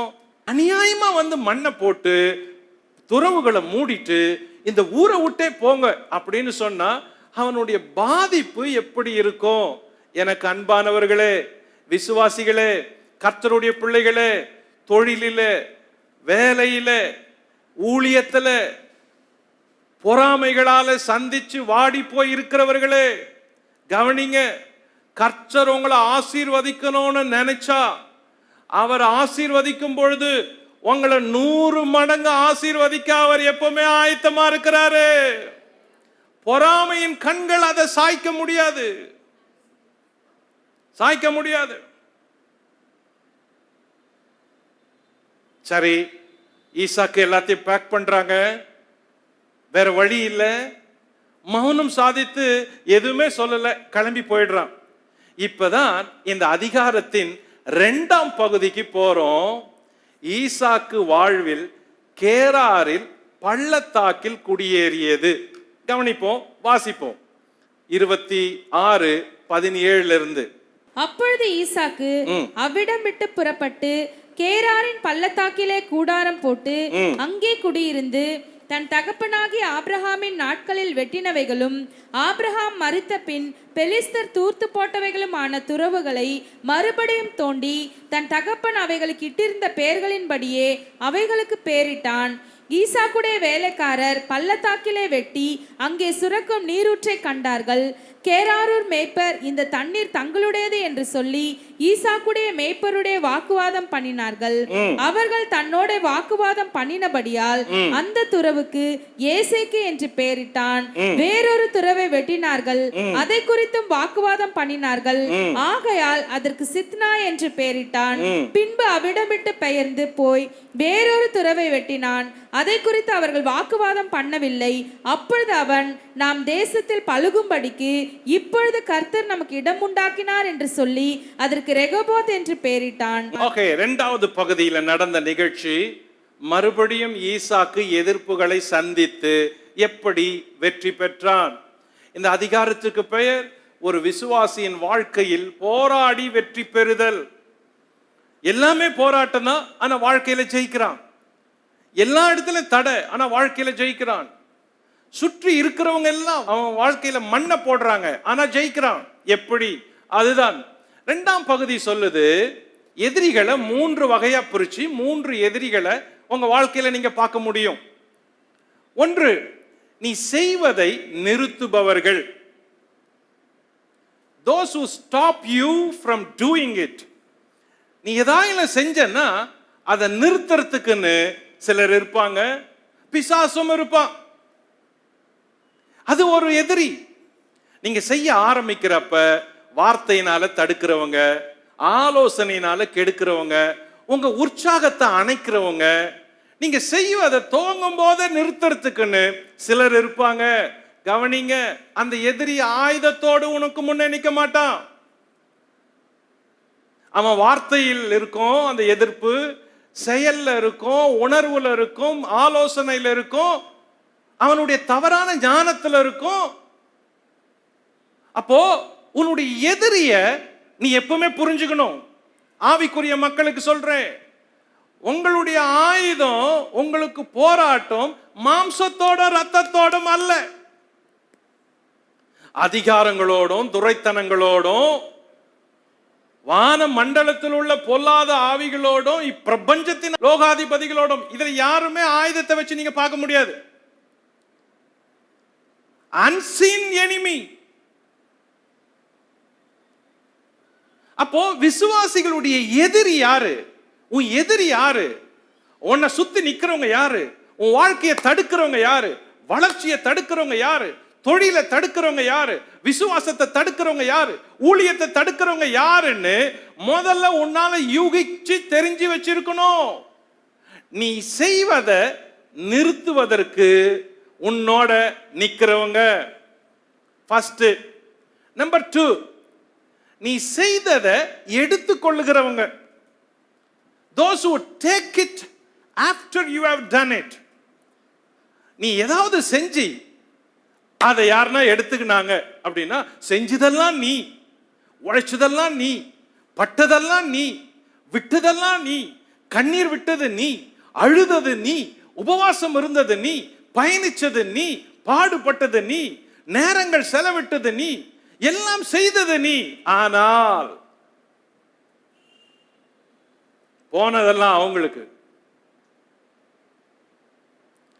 ஐயோ, உங்கள் வாழ்க்கையில நீங்க செஞ்சத எடுத்துக்கொள்றதுக்குன்னு சில எதிரிகள் இருந்தா கவனிங்க, சோர்ந்து போகாதிருங்க. அது உங்கள் வளர்ச்சியை தடுக்கக்கூடிய நபரா, ஆளா, ஸ்தாபனமா, அல்லது அரசாங்கமா, அலுவலகமா, வியாபாரிகளா இருந்தால், தொழிலா இருந்தா கவனிங்க, கவனிச்சு பாருங்க. நீங்க வாழ்க்கையில ஜெயிச்சு மேல வரணும். நம்பர் 3, நீ செய்ததை அழித்து போடுபவர்கள், those who destroy it after you have done it. இவ்வளவு கஷ்டப்பட்டு செஞ்ச, ஆனா அவங்க அழிச்சிட்டாங்க. இவ்வளவு கஷ்டப்பட்டு செஞ்சோம், அழிச்சிட்டாங்க. இவ்வளோ இன்வெஸ்ட் பண்ணோம், இவ்வளோ எஃபர்ட் போட்டோம், ஆனா ஒண்ணும் இல்லாத போயிடுச்சு. இந்த 3 எதிரிகளும் விசுவாசிகளுக்கு, விசுவாச வாழ்க்கைக்கு, அவங்களுடைய உலக பிரகாரமான காரியங்களுக்கு, தொழிலுக்கு, முன்னேற்றங்களுக்கு, ஊழியங்களுக்கு, அவங்களுடைய நிகழ்கால திட்டங்களுக்கு இப்படிப்பட்ட எதிரிகள் இருப்பாங்கன்னா அது ஈசாக்குக்கும் இருந்தாங்க. ஞாபகம் வைத்துக் கொள்ளுங்க. உங்களுக்கு முன்னாலே இதே மாதிரி எதிர்ப்ப, இதே மாதிரி வாழ்க்கையில மண்ணு போட்டவங்க, இதே மாதிரி துறவுகளை தூர்த்து போட்டவங்க, இதே மாதிரி பொறாமப்பட்டவங்க, இதே மாதிரி இடத்தை விட்டு போன்னு சொன்னவங்க, நீங்க எங்க போனாலும் உங்களை தொல்லப்படுத்தி உங்க மேல பொறாமப்பட்டு பின் வந்து உங்க வாழ்க்கையை கெடுத்தவங்க யாராகிலும் இருந்தால், இதே போல ஒரு வாழ்க்கையை உங்க முற்பிதாவாக ஈசாக்கு அனுபவித்தார். ஆனால் அவர் தோற்று போகவில்லை, அவர் ஜெயித்தார். அவர் ஜெயித்தால் நீயும் ஜெயிப்பாய், நீயும் ஜெயிப்பாய். ஓகே, என்ன நடந்துச்சு? ஈசாக்கு மீட்டெடுத்தான். கவனிப்போம். 26:18. தன் தகப்பனாகிய ஆபிரகாமின் நாட்களில் வெட்டினவைகளும் ஆபிரகாம் மரித்த பின் பெலிஸ்தர் தூர்த்து போட்டவைகளுமான துறவுகளை மறுபடியும் தோண்டி தன் தகப்பன் அவைகளுக்கு இட்டிருந்த பெயர்களின்படியே அவைகளுக்கு பெயரிட்டான். பாருங்க, இது எப்ப நடந்துச்சுன்னா, ஏற்கனவே ஆபிரகாம் தோண்டி வச்சு துறவுகளை வச்சு அவர் செய்த தொழில அவ்வளவு சிறப்பா இருந்துச்சு. அவர் மரணத்துக்கு பின்னாடி இந்த மக்கள் அதெல்லாம் தூர்த்து போட்டு அந்த பெயர்கள் எல்லாம் பிடுங்கி போட்டாங்க. இது ரொம்ப கஷ்டமானது.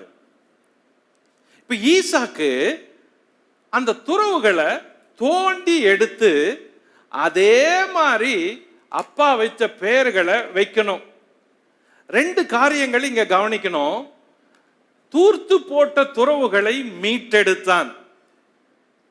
இன்னொன்று, மறைந்து போன பெயர்களை மீட்டெடுத்தான். ஈசாக்கு செய்த முதல் ஸ்டெப்பு, எதிரிகள் சுற்றி இருக்கிறாங்க, பொறாமை உள்ளவங்க இருக்கிறாங்க, உழைப்பு பறிபோனது, பலன்கள் எல்லாம் பார்த்துட்டு அங்கிருந்து வெளியேற்றப்பட்டான். இப்போ என்ன செய்தான்னா, மறுபடியும் துறவு தோண்டினா. ஆனால் முதல்ல என்ன செஞ்சான்னா, பழைய துறவுகளை தோண்டி மீட்டெடுத்தான். திரும்பவும் அதுக்குரிய பெயர்களை அதுக்கு சூட்டினா. வாழ்க்கையில பழையது பல காரியங்கள் தூர்ந்து போச்சு.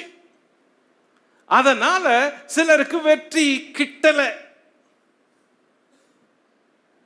ஒரு விசுவாசியின் வாழ்க்கையில போராடி வெற்றி பெறுவது எப்படி? ஆதியாகமம் 26 அதை தான் படித்துக் கொண்டிருக்கிறோம்.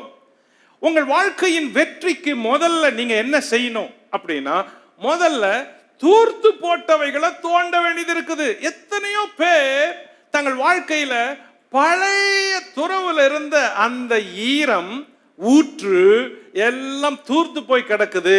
இப்ப அந்த பேரும் அப்படி இல்லை, துறவும் அப்படி இல்லை, அடைஞ்சு போய் கிடக்குது. எத்தனை பேருடைய வாழ்க்கையில ஆதி அன்பு தூர்ந்து போய் கிடக்குது தெரியுமா? ஆதி அன்பு, கர்த்தரை நேசிச்சப்போ, ரட்சிக்கப்பட்டப்போ, இயேசுவை ஏற்றுக்கொண்ட அந்த முதல் நாள், முதல் வாரம், முதல் மாதம், முதல் வருடம், கர்த்தரை நேசிச்ச நேசம் இருக்குதே, அந்த நேசம் எப்படி பசுமையா ஊற்ற போல கிளம்பி கிளம்பி வந்துச்சு. ஆனா இன்னைக்கு தூர்த்து போய் கிடக்குது, மண்மூடி கிடக்குது. அதிகாலை ஜெபம், அன்னைக்கு காலையில 5 மணி ஆனா எழுந்து முட்டி போட்டு ஆண்டவரை சத்தமா பாடி கண்ணீரோட சேவிச்சு அந்த நாட்கள் இன்னைக்கு தூர்த்து போய் கிடக்குது. அன்னைக்கு வாரந்தோறும் தேவனை விடாம வந்து ஆராதிச்சு கர்த்தரை சந்தோஷமா பாடி மகிழ்ந்தோம். ஆனா இன்னைக்கு விசுவாசத்துல சலிப்பு தூர்த்து போய் கிடக்குது. அந்த பேரே இல்ல, பேர் இல்ல. மார்னிங் பிரேயர் பேர் இல்ல, வீக்லி ஃபாஸ்டிங் பிரேயர் இருந்துச்சு, பேரே இல்ல. இப்போ கர்த்தரை உற்சாகமா சேவிச்சோம், ஓடணும், கொடுத்தோம். இன்னைக்கு சொல்றோம் நேரம் இல்ல அப்படின்றோம். ஐயோ தூர்த்து போயிருச்சு, பேரே இல்ல. கொஞ்சம் காசு இருந்தப்போ தேவனுக்கு அள்ளி கொடுத்தோம். இப்ப பணம் கூட கூட கூட நம்ம சுருற்றத்தை பார்க்கிறோம். தூர்த்து போச்சு, கர்த்தருக்கு கொடுத்துருது. சாக்கு சொல்றோம், எனக்கே அவ்வளவு கடன், எனக்கே இவ்வளவு பொறுப்பு, எனக்கே அந்த வீட்டுக்கு லோன் கட்டணும், இதுக்கு பிள்ளைங்களை படிக்க வைக்கணும், எனக்கே காசு இல்லை, நான் ஊழியத்துக்கு எப்படி கொடுப்பேன்னு. ஆனால் இதே ஆள் வேலை செய்யாத காலத்துல எவ்வளோ கடினப்பட்டு ஊழியத்துக்காக வேலை செஞ்சு அந்த ஊதியத்தை கொண்டு வந்து காணிக்கை பட்டியல போட்டுமே, தூர்த்து போச்சே. உணர்வு, இருதயம். அந்த நாட்கள்ல எவ்வளோ நண்பர்கள் இருந்தாங்க, உறவுகள் இருந்துச்சு. இன்னைக்கு வாழ்க்கை மாறி போயிருச்சு. அந்த உறவுகள் எல்லாம் தூர்த்து போச்சு. சுத்தி பக்கத்துல யாரும் இல்ல, உறவாட யாரும் இல்ல, ஜெபிக்க யாரும் இல்ல, ஜெப நண்பர்கள் இல்ல. அன்னைக்கு யாரையும் குறை பேசல, குறைகளை பார்க்கல. அன்னைக்கு எல்லாரையும் மன்னிச்சோம். ஆனா இன்னைக்கு அந்த மன்னிப்பு தூர்த்து போச்சு. எல்லாரையும் குறை பேசுறோம், விரோதம் பார்க்கிறோம், பிரிஞ்சு போறோம், மார்க்க பேதம் தூர்த்து போச்சு. பேரே இல்ல. ஒரு காலத்துல உங்க பேரு சொன்னாலே சொல்லுவாங்க, அந்த பிரதர் ஒழுங்கா ஆலயத்துக்கு வருவாரு. பேர் இல்ல சார், தூர்த்து போச்சே.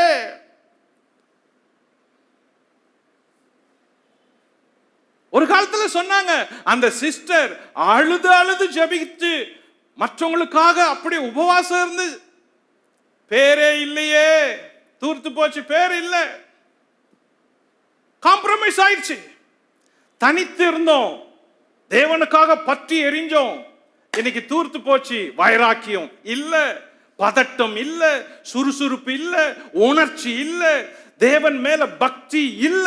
தூர்த்து போய் கிடக்குது. தோண்டி எடுக்கவே இல்லை. மறந்து போச்சு. எவ்வளவு செய்தி, எவ்வளவு பிரசங்கம், வாரத்துல ஒரு பிரசங்கம், காலையில சாயங்காலம் ஒரு பிரசங்கம், ஒரு வாரத்துல 4 பிரசங்கம், எந்த சேனல்ல திருப்பினாலும் பிரசங்கம், எல்லா இடங்களையும் கூட்டம், செய்திகளை கேட்கிறோம். ஆனால் துறவு தூர்ந்தே கிடக்குதே. கிறிஸ்தவர்களுக்கு உணர்வு இல்லையே. எத்தனை செய்தி, எத்தனை பிரசங்கம், எத்தனை பிரீச்சர், எத்தனை பிரசங்கிகள், எத்தனை மேய்ப்பர்கள், எத்தனை ஆராதனை. பத்தி எரியிலேயே துறவுகள் தூர்ந்து போய் கிடக்குது, மண்மூடி கிடக்குது, பெயர்கள் இல்ல, ஐடென்டிட்டியே போயிடுச்சு. பர்சனல் ஐடென்டிட்டி போயிடுச்சு, பப்ளிக் ஐடென்டிட்டி போயிடுச்சு, ஸ்பிரிச்சுவல் ஐடென்டிட்டி போயிடுச்சு. கேஷுவலா இருக்குது எல்லாமே. எப்படி வரும் வெற்றி? எங்கிருந்து வரும் வெற்றி? எங்க வாழ்க்கை மாறும்? பெற்றோரும் அப்படிதான் இருக்கிறோம், பிள்ளைகளும் அப்படிதான் இருக்கிறோம், பேர பிள்ளைகளும் அப்படிதான் இருக்கிறாங்க. கிறிஸ்தவ குடும்பங்கள்ல ஒரு பலபலப்பு இல்ல, சந்தோஷம் இல்ல, எழுப்புதல் இல்ல, ஆவி இல்ல, அபிஷேகம் இல்ல. ஆண்டவர் மேல பக்தி, வைராக்கியம், நேசம் எதுவுமே இல்லை. அப்படியே தூர்த்து போன துறவுகளா பெயர்களை இழந்து கிடக்கிறோமே. எப்படி எழுப்புதல் வரும்? எப்படி ஆசீர்வாதம் வரும்? அதனாலதான் பலர் தோற்று போயே உட்கார்ந்து இருக்கிறோம். எழும்பல. ஈசாக்கு என்ன பண்ணாரு? ஓகே, இழந்துட்டோம், 100 மடங்கு பலன் வந்த இடம். ஓகே, துரத்திட்டான். தேசத்துல விதைச்ச பலன் வந்துச்சு. துறவுகளை தோண்டினா நான் தொழில் செய்தேன், விவசாயம் செய்தேன், பயிர் செய்தேன்.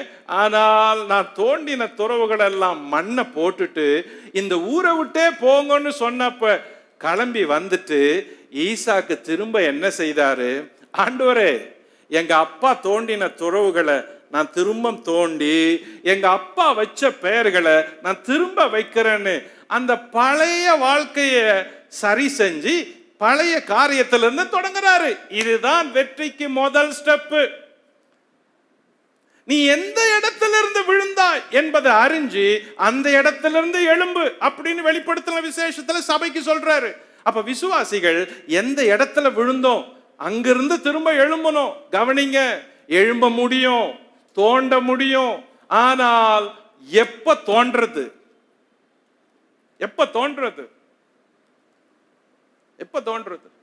2 வருஷமாச்சு நான் இங்க பேசி.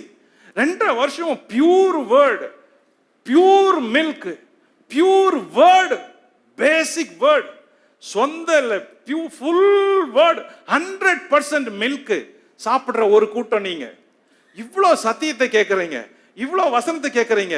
ஆனா உங்க எல்லாரையும் ஆண்டவர் தேர்ந்தெடுத்து அபிஷேகத்தை இங்க கொண்டு வராரு. ஒரு பரபரப்பு உங்க வாழ்க்கையில எப்ப வந்துச்சு? நான் இன்னும் பார்க்கல. நான் திட்டுறேன்னு நீங்க நினைக்கிறீங்க, கோபப்படுறேன்னு நினைக்கிறீங்க. ஆனா இதை விட ஒரு பயிற்சி, இதை விட ஒரு வேத வசனத்தை உலகத்துல நீங்க எங்க கேட்க முடியும்? இந்த சபையில இவ்வளோ வசதி செஞ்சு கொடுத்துட்டாங்களே. அப்போ உங்களை கொண்டு ஒரு கூட்டத்தை ஆயத்தம் பண்ண முடியுமே, உங்களை கொண்டு ஒரு எழுப்புதலை கொண்டு வர முடியுமே. இந்த ஒரு சின்ன கூட்டம் ஆராதனையில ஒரு வித்தியாசமா ஆண்டவருக்குள்ள எல்லாரும் பங்கேற்று ஊழியம் செஞ்சு இருந்தா இன்னும் எவ்வளவு பெரிய மாற்றம், ஷேக்கிங் வந்திருக்கும். அதுதானே கவலையா இருக்குது. இவ்வளோ இருதயத்திலிருந்து பேசுறோம், இவ்வளோ ஆழத்திலிருந்து பேசுறோம். ஒவ்வொரு செய்தியும் கடைசி செய்தியா நினைக்கிறேன், நான் கடைசி பிரசங்கமா நினைக்கிறேன். ஒவ்வொரு செய்திக்கு பிறகு நான் உயிரோடு இருப்பேனா இல்லையா நினைச்சிட்டே பேசிட்டு போறேன். அப்போ நான் உங்களுக்கு அப்படி பேசுறதுக்கு காரணம் என்ன தெரியுமா? நான் திரும்ப வந்து பேசுவேன்னு நினைக்கவே இல்லை. எல்லாத்தையும் உங்க இருதயத்துல கொட்டுறதுக்கு காரணம் என்ன? நீங்களாவது அப்படி செய்ய மாட்டீங்களா? நீங்களாவது எழும்ப மாட்டீங்களா? நீங்களாவது கர்த்தரை சேவிச்சு ஆண்டவரை வைராக்கியமா பக்தியா ஒரு எழுப்புதலுக்கு காரணமா இருக்க மாட்டீங்களா அப்படின்னு நினைச்சுதான் வரேன். ஆனா துறவுகள் தூர்த்து போயே கிடக்குது. யாருமே தோன்ற மாதிரி எனக்கு தெரியல. நான் இன்னைக்கு சொல்றேன், எல்லாரும் பழைய துறவுகளை தோண்டுவோம். என் வாழ்க்கையில கூட எவ்வளவு துறவுகள் தூர்ந்து போய் கிடக்குது. நான் கூட தோண்டணும் ஆண்டவரேன்னு இன்னைக்கு முட்டி போட்டு ஜெபம் பண்ணிட்டு அழுதுட்டு கேட்டு வந்தேன். ஆண்டவரே, இந்த செய்தியை நான் பேச போறேன். என் வாழ்க்கையில தூர்ந்து போன துறவுகள் ஏராளம் இருக்குது ஆண்டவரே. அந்த பழைய வாழ்க்கையில இருந்த அன்பு, ஈரம், மனதுருக்கம், அந்த எல்லாத்தையும் நான் இப்போ யோசித்து பார்க்கிறேன், குறைஞ்சிருக்கு. நான் பக்தி வைராக்கியமா பேசுறேன், ஆனா நான் இன்னும் உங்களை சரியா நேசிக்கல. நான் வேதத்தை பிரசங்கிக்கிறேன், ஆனா நான் இன்னும் வேதத்தை சரியா படிக்கல. நான் உங்களோட இன்னும் சரியா நடக்கல. ஆண்டவரே, என் துறவுகள் எல்லாம் மூடி போய் கிடக்குது. எப்ப ஆண்டவரே நான் அதை தோண்ட போறேன்? இதுதான் எனக்கு இன்னைக்கு ஜெபமா இருந்துச்சு. எனக்கு அன்பானவர்களே, தேவ பிள்ளைகளே, உங்க வாழ்க்கையின் வெற்றி நீங்கள் தோண்டுகிற துறவை நீங்கள் திரும்பவும் அந்த பழைய பெயருக்கு வந்து ஆண்டவருக்கு நிற்கும் போதுதான் அந்த வெற்றி ஊர்ஜிதமாகுது. இல்லாட்டி துறவுகள் மூடப்பட்டு தான் கிடக்குது. ஈசாக்கு அவங்க அப்பா வெட்டின துறவுகளை தோன்றான், திரும்பவும் அவங்க அப்பா வச்ச பெயர்களை வச்சான். அதுக்கப்புறம் வாக்குவாதத்தினால நடந்ததை பார்ப்போம். இதற்கு பிறகு அவங்களும் போறாங்க, ஈசாக்கும் போறான். ஆனா அவங்களும் ஃபாலோ பண்ணிட்டு வராங்க. கவனிப்போம் 20ஆம் வசனத்திலிருந்து. கேராரூர் மேய்ப்பர் இந்த தண்ணீர் தங்களுடையது என்று சொல்லி ஈசாக்குடைய மேய்ப்பருடனே வாக்குவாதம் பண்ணினார்கள். அவர்கள் தன்னோட வாக்குவாதம் பண்ணினபடியால் அந்த துறவுக்கு ஏசேக்கு என்று பெயரிட்டான். வேறொரு துறவை வெட்டினார்கள், அதை குறித்தும் வாக்குவாதம் பண்ணினார்கள். ஆகையால் அதற்கு சித்னா என்று பெயரிட்டான். பின்பு அவ்விடம் விட்டு பெயர்ந்து போய் வேறொரு துறவை வெட்டினான், அதை குறித்து அவர்கள் வாக்குவாதம் பண்ணவில்லை. அப்பொழுது அவன் நாம் தேசத்தில் பழுகும்படிக்கு இப்பொழுது கர்த்தர் நமக்கு இடம் உண்டாக்கினார் என்று சொல்லி அதற்கு ரெகோபோத் என்று பெயரிட்டான். அங்கே இருந்து பெயர்சபாவுக்கு போனான். ஓகே, கவனிப்போம். நம்பர் 1, வாக்குவாதத்தில் எடுத்துக்கொள்ளப்பட்டது. கேராரூர் மேய்ப்பர் இந்த தண்ணீர் தங்களுடையது என்று சொல்லி ஈசாக்குடைய மேய்ப்பரோட வாக்குவாதம் பண்ணினார்கள். எனவே அந்த துறவுக்கு ஏசேக்கு என்று பெயரிட்டான். 20ஆம் வசனம் கவனிங்க. ஏசேக்கு என்றால் பொருள் வாக்குவாதம், டிஸ்பியூட் என்று பொருள். அப்போ ஏசேக்கு என்றால் வாக்குவாதம். வாக்குவாதத்துல முடிஞ்சு அது அவங்க ஆனா தோணந்து இவன் ஒன்னு கொடுத்துட்டான். எதிர்த்து கேட்டு எடுத்துக்கொண்ட துறவு. வேறொரு துறவை வெட்டினார்கள், அதை குறித்தும் வாக்குவாதம் பண்ணினார்கள். ஆகையால் அதற்கு சித்னா என்று பெயரிட்டான். ஆதி 26:21. சித்னா என்றால் எதிர்ப்பு என்று பொருள், அப்போசிஷன். அப்போ முதல்ல வாக்குவாதத்துல ஒன்னை இழந்தாங்க, அதுக்கப்புறம் எதிர்ப்பு அதுல இன்னொன்னு இழந்தாங்க, சித்னா. மூன்றாவது எதிரிகள் வாய்மூடி சென்ற துறவு. பின்பு அவ்விடம் விட்டு பெயர்ந்து போய் வேறொரு துறவை வெட்டினார்கள், அதை குறித்து அவர்கள் வாக்குவாதம் பண்ணவில்லை. அப்பொழுது அவன் நாம் தேசத்தில் பலுகும்படிக்கு இப்பொழுது கர்த்தர் நமக்கு இடம் உண்டாக்கினார் என்று சொல்லி அதற்கு ரெகபோத் என்று பெயரிட்டார்கள். இப்போ அவங்க வாக்குவாதம் பண்ணல, அவங்க தோத்துட்டாங்க, அமைதியாயிட்டாங்க. இனிமே போனா வேஸ்ட் அப்படின்னு நினைச்சிட்டாங்க. ரெகபோத் என்றால் விசாலமான இடம் அல்லது திறந்த வெளி என்று பொருள். Open space, room to live அப்படின்னு பொருள். கவனிங்க, இந்த மூணையும் யோசித்து பாருங்க. ஆரம்பத்தில் இழந்தாங்க, பொறாமைனால இழந்தாங்க. நம்பர் 1, வாக்குவாதத்தினால இழந்தாங்க. நம்பர் 2, எதிர்பேசினால எடுத்துக்கொண்டாங்க. நம்பர் 3, 4வது அவங்க வரவே இல்லை, வாய் மூடி போயிட்டாங்க. இப்போ ஜெயிச்சது யாரு அப்படின்னா, வந்து வந்து போனாங்களே அவங்க ஜெயிக்கல. ஜெயிச்சது யார் உண்மைன்னா, ஈசாக்கு அவங்களோட வாக்குவாதம் பண்ணல, ஈசாக்கு அவங்களோட எதிர்க்கல, ஈசாக்கு அவங்கள விரோதிக்கல, ஈசாக்கு அவங்களோட யுத்தம் பண்ணல. ஆனா ஈசாக்கு ஒரு காரியத்துல கவனமா இருந்தாரு. என்ன? அவர் வேலைய அவர் விடாத செஞ்சுக்கிட்டே இருந்தாரு. எதை குறிச்சும் அவர் டிவியேட் ஆகல, கவனம் செதறல, தோண்டிக்கிட்டே இருந்தாரு. அதுதான் அவர் வேலை. கவனிங்க, கர்த்தர் உங்களோட கூட இருக்கிறாருன்னா, கர்த்தர் உங்களுக்கு வாக்கு பண்ணி இருக்கிறாருன்ற விசுவாசம் வந்துட்டா, உங்களை சுத்தி 1000 பேர் விழுந்தாலும் அது உங்களை அணுகாது. உன் பக்கத்தில் 1000 பேரும் வலது பக்கத்தில் 10,000 பேரும் வந்தாலும் அது உன்னை அணுகாது. உன் கண்களால் மாத்திரம் நீ அதை பார்ப்பாய். ஆனா உனக்கு நியமிச்ச வேலைய, நீ கையில இருக்கிற வேலைய விடாத செஞ்சுக்கிட்டே இருக்கணும். விடக்கூடாது, விடக்கூடாது. நம்மில் அநேகர் விட்டுடுறோம். அதுதான் நம்ம வீக்னஸ். நம்ம வீக்னஸ் என்ன? ஒரு வார்த்தை சொல்லிட்டாங்க பிரதர், அதுல இருந்து நான் அதை செய்யறதே இல்லை, விட்டாச்சு. ஒரு வார்த்தை நமக்கு முகம் காட்டிட்டாங்களா, அப்புறம் நாங்க போகவே இல்லை, விட்டுட்டோம். நம்ம போனோம், நமக்கு அங்க சீட் இல்லை, வந்துட்டேன். நான் போனேன், அங்க நமக்கு பேரு இல்லை, சரியா இல்லை, வந்துட்டேன். லிசன், விட்டுறது ஈஸி, விடாமுயற்சி கஷ்டம். வாழ்க்கையின் வெற்றி விட்டுறதுல இல்ல, விடாமுயற்சியில இருக்குது. அது கஷ்டம். ஒரு சிலருக்கு ஈஸியா இருக்கும், ஒரு சிலருக்கு கஷ்டமா இருக்கும். ஆனால் உங்களுக்கு இப்படிப்பட்ட மக்களை நீங்க சந்திக்கிறப்ப, ஸ்டெப் பை ஸ்டெப்பா நீங்க போறப்ப, நீங்க விடாமுயற்சிக்கு இருதயத்தை கேட்கணும். ஆண்டவரே, நான் எதை செஞ்சாலும் பாதியில விட்டுறக்கூடாது. கவனிங்க, நான் பொதுவா சொல்றேன், எல்லாருடைய வாழ்க்கையிலையும் பாதியில விட்டதுதான் அதிகம். அந்த நிகழ்ச்சிகள், அந்த முயற்சிகள் பாதியில விட்டது எவ்வளவு இருக்குது யோசித்து பாருங்க. எக்கச்சக்கமா இருக்குது.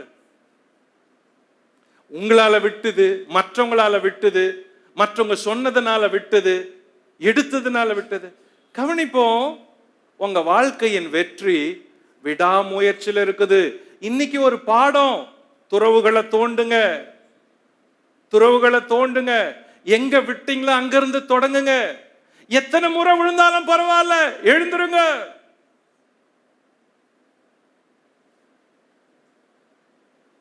ஆனா உங்களுக்கு நியமிக்கப்பட்டதை நீங்க தான் செய்யணும்.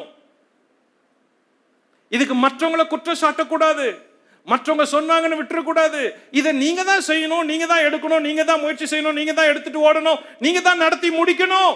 ஏன்னா இது உங்களுக்கு ஆண்டவர் கொடுத்தது. விடாமுயற்சியை விட்டு விடாதிருங்கள். கடைசியில ஈசாக்கு அங்கிருந்து பெயர்சபாவுக்கு போனாரு.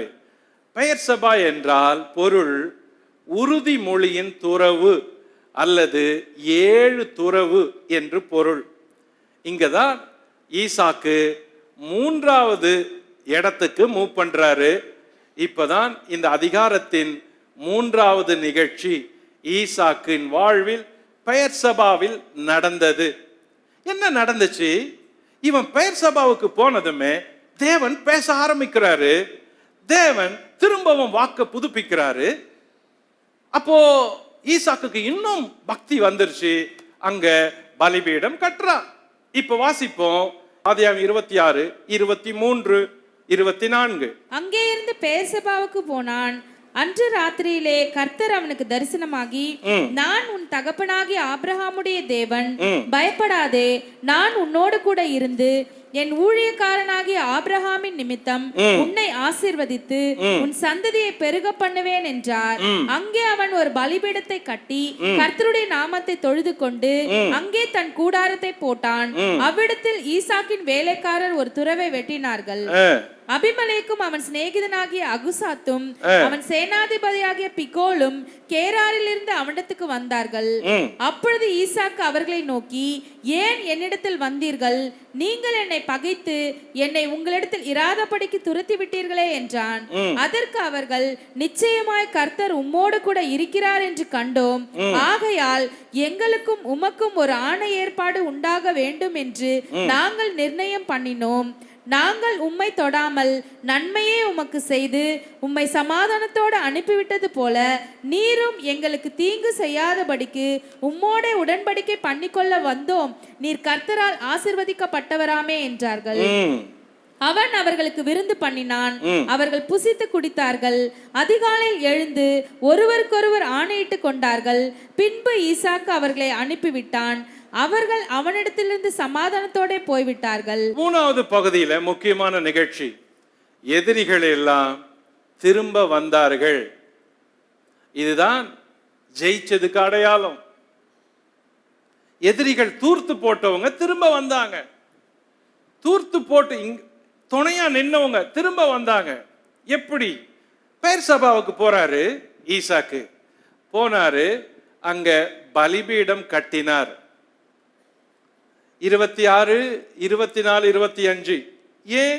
தேவன் பேசினாரு, பயப்படாதே, நான் ஆபிரகாமின் தேவன், நான் உன்னை ஆசீர்வதித்து உன் சந்ததியை பெருக பண்ணுவேன்னு வாக்கு பண்றாரு. இதே மாதிரி அவங்க அப்பாவுக்கு பேசினாரு.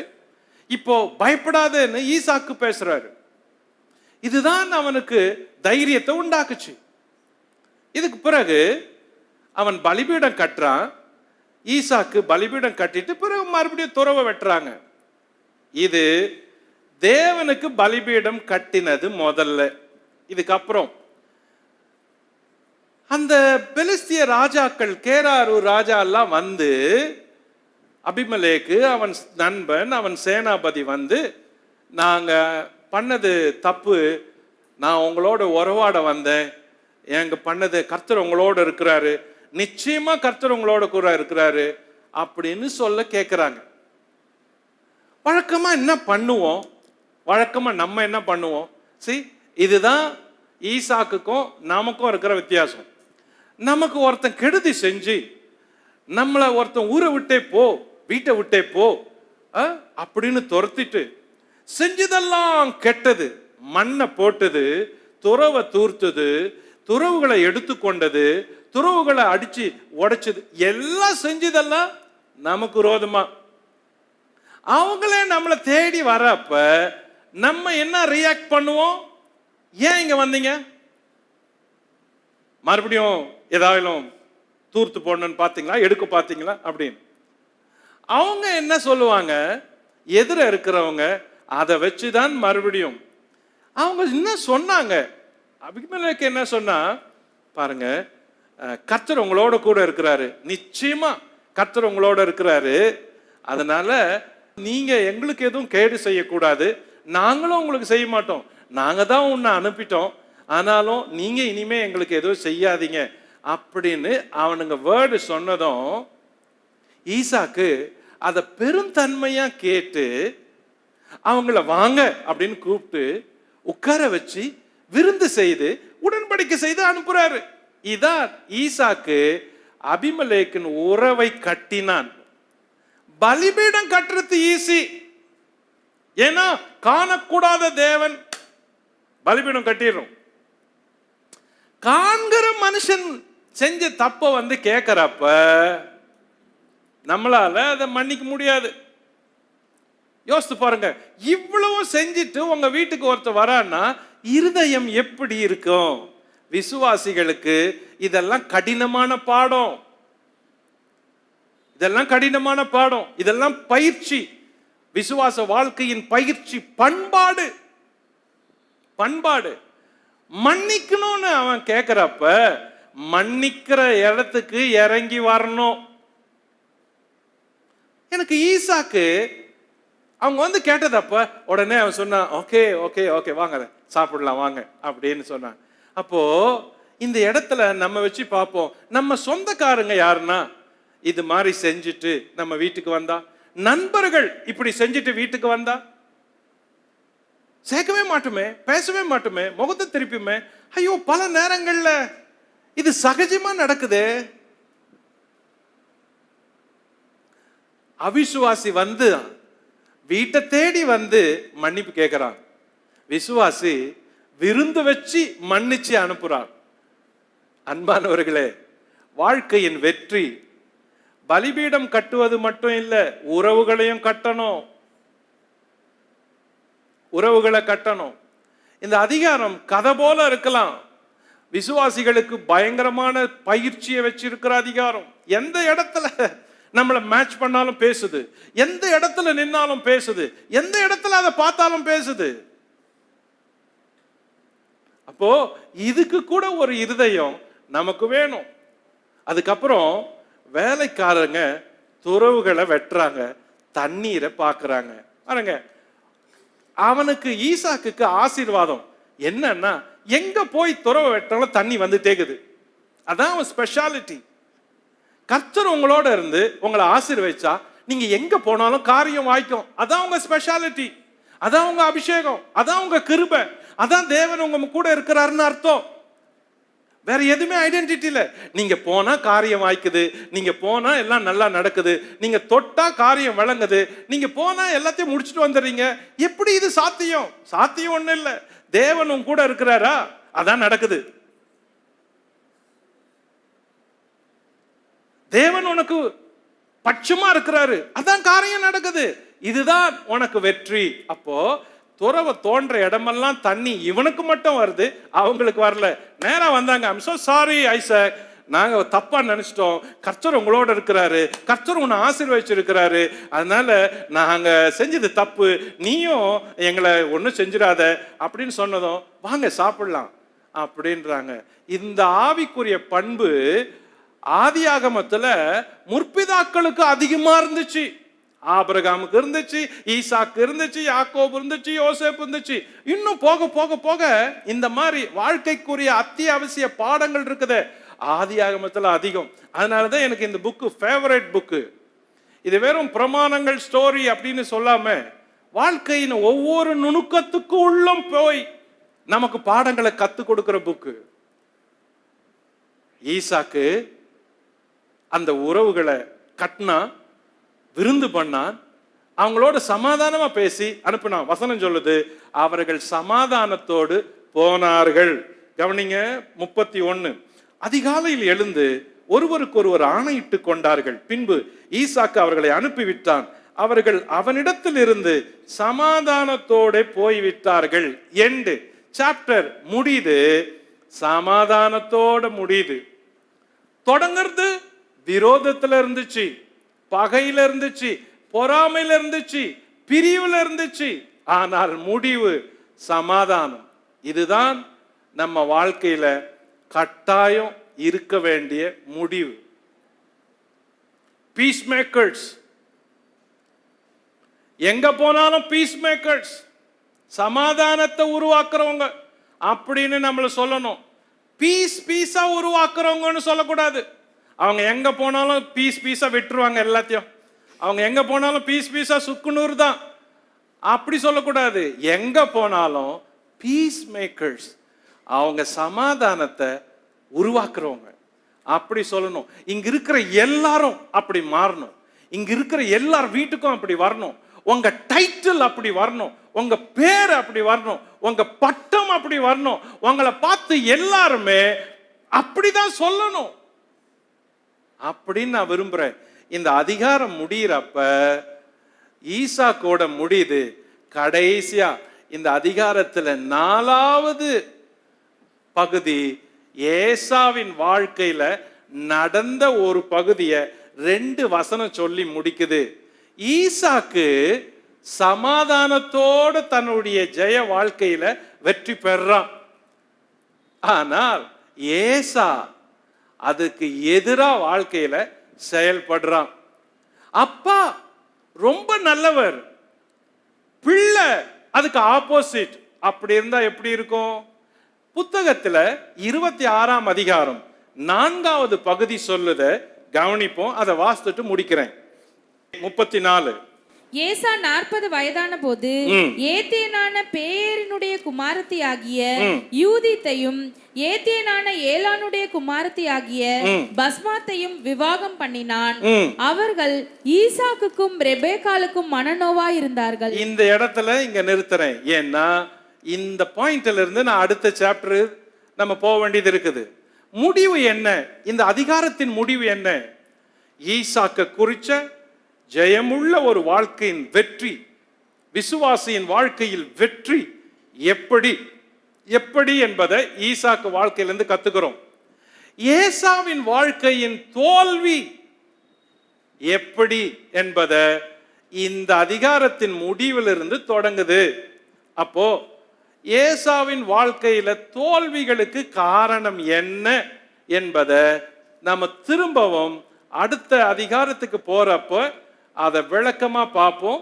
அதுக்கப்புறம் தான் இந்த சம்பவங்களை நம்ம கோரிலேட் பண்ணி பேசினா, தியானம் பண்ணி ஆராய்ச்சி பண்ண நல்லா இருக்கும். இந்த இடத்துல ஈசாக்குடைய வாழ்க்கையின் வெற்றியோட முடிக்கிறேன். கர்த்தர் உங்கள் ஒவ்வொருவருக்கும் அப்படிப்பட்ட ஆசீர்வாதங்களை, வெற்றியை கொடுப்பாராக. எல்லாரும் ஒரு நிமிஷம் எழுந்திருப்போம். ஆண்டவர் இடத்துல ஒரே ஒரு ஜெபம் பண்ணுவோம். இன்னைக்கு ஆண்டவர் உங்களை 100 மடங்கு ஆசீர்வதிக்கணும். அந்த ஒரே ஒரு ஜெபத்தை மட்டும் வாயில் திறந்து எல்லாரும் இந்த ஒரு ஜெபத்தை பண்ணுங்க, வேற எதுவும் பண்ணாதீங்க. ஆண்டவரே என்னை 100 மடங்கு ஆசீர்வதிங்க. ஆண்டவரே என்னை 100 மடங்கு ஆசீர்வதிங்க. என் வாழ்க்கையில தூர்த்து போட்ட துறவுகளை தோண்டி எடுக்கிற ஆண்டவரே என்னை 100 மடங்கு ஆசீர்வதிங்க. ஆண்டவரே என்னை ஆசீர்வதிங்க ஆண்டவரே. ஈசாக்கு போல ஆசீர்வதிங்க. ஈசாக்கு போல ஜெயிக்க வைங்க. ஈசாக்கு போல சாந்தம் உள்ளவங்களா மாத்துங்க. ஈசாக்கு போல நான் பொறுமை உள்ளவளா இருக்க என்ன மாத்துங்க. ஈசாக்கு போல மன்னிக்கிறவங்களா என்ன மாத்துங்க. ஈசாக்கு போல பயபக்திக்கு உரியவனா என்ன மாத்துங்க. ஈசாக்கு போல பலிபீடம் கற்றவனா என்ன மாத்துங்க. ஈசாக்கு போல ஆவிக்குரிய வாழ்க்கையில எல்லாருக்கும் ஆசீர்வாதத்தையும் பாடங்களையும் சொல்லி கொடுக்கிறவளா என்ன மாத்துங்க ஆண்டவரே. பரலோக பிதாவே, இந்த ராத்திரி வேளையில உம்முடைய பிள்ளைகள் ஒவ்வொருவருக்காக ஜெபிக்கிறேன். தேவ கிருபையும் சமாதானமும் ஆசீர்வாதமும் ஐஸ்வர்யமும் உம்முடைய பிள்ளைகள் ஒவ்வொருவரின் மேலும் 100 மடங்கு இயேசுவின் நாமத்துல வருவதாக. ஈசாக்கினுடைய ஆசீர்வாதங்கள் உம்முடைய பிள்ளைகளுக்கும் வருவதாக. என் செய்தியை கேட்டுக்கொண்டிருக்கிற ஒவ்வொருடைய வாழ்க்கையிலும் அவர்களுக்குள்ள இருக்கிற எல்லா குறைவுகளை எடுத்து போட்டு அவளை ஆசீர்வதிக்க வேண்டும் என்று ஜெபிக்கிறேன். அவர்கள் வாழ்க்கை தூர்த்து போயிருந்தால் ஆண்டவரே, இன்று அதை அவர்கள் தோண்டி எடுக்கட்டும். அவர்கள் வியாபாரமும் தொழிலும் தூற்று போயிருந்தால் இன்று இயேசுவின் நாமத்தில் அவைகளை தோண்டி எடுக்கட்டும். அவர்களுக்கு தண்ணீர் காணப்படட்டும். துறவுகளிலே தண்ணீர் வரட்டும். ஊற்றுக்களிலே தண்ணீர் வரட்டும். ஆத்துமா ஆவியில ஆசீர்வாதமும் பெருக்கமும் அபிஷேகமும் கிருபையும் அவர்களுக்கு வருவதாக. அவர்கள் ஊழியங்களிலே வருவதாக. அவர்கள் குடும்பங்களிலே வருவதாக. அவர்கள் பிள்ளைகளுடைய வாழ்க்கையில வருவதாக. திரியேக தேவனுடைய ஆசீர்வாதம், எங்கள் முற்பிதாக்களுடைய ஆசீர்வாதம் இவர்கள் ஒவ்வொரு மேலும் வந்து தங்கி தாபரிப்பதாக. இயேசுவின் நாமத்தில் பிதாவே, ஆமென்.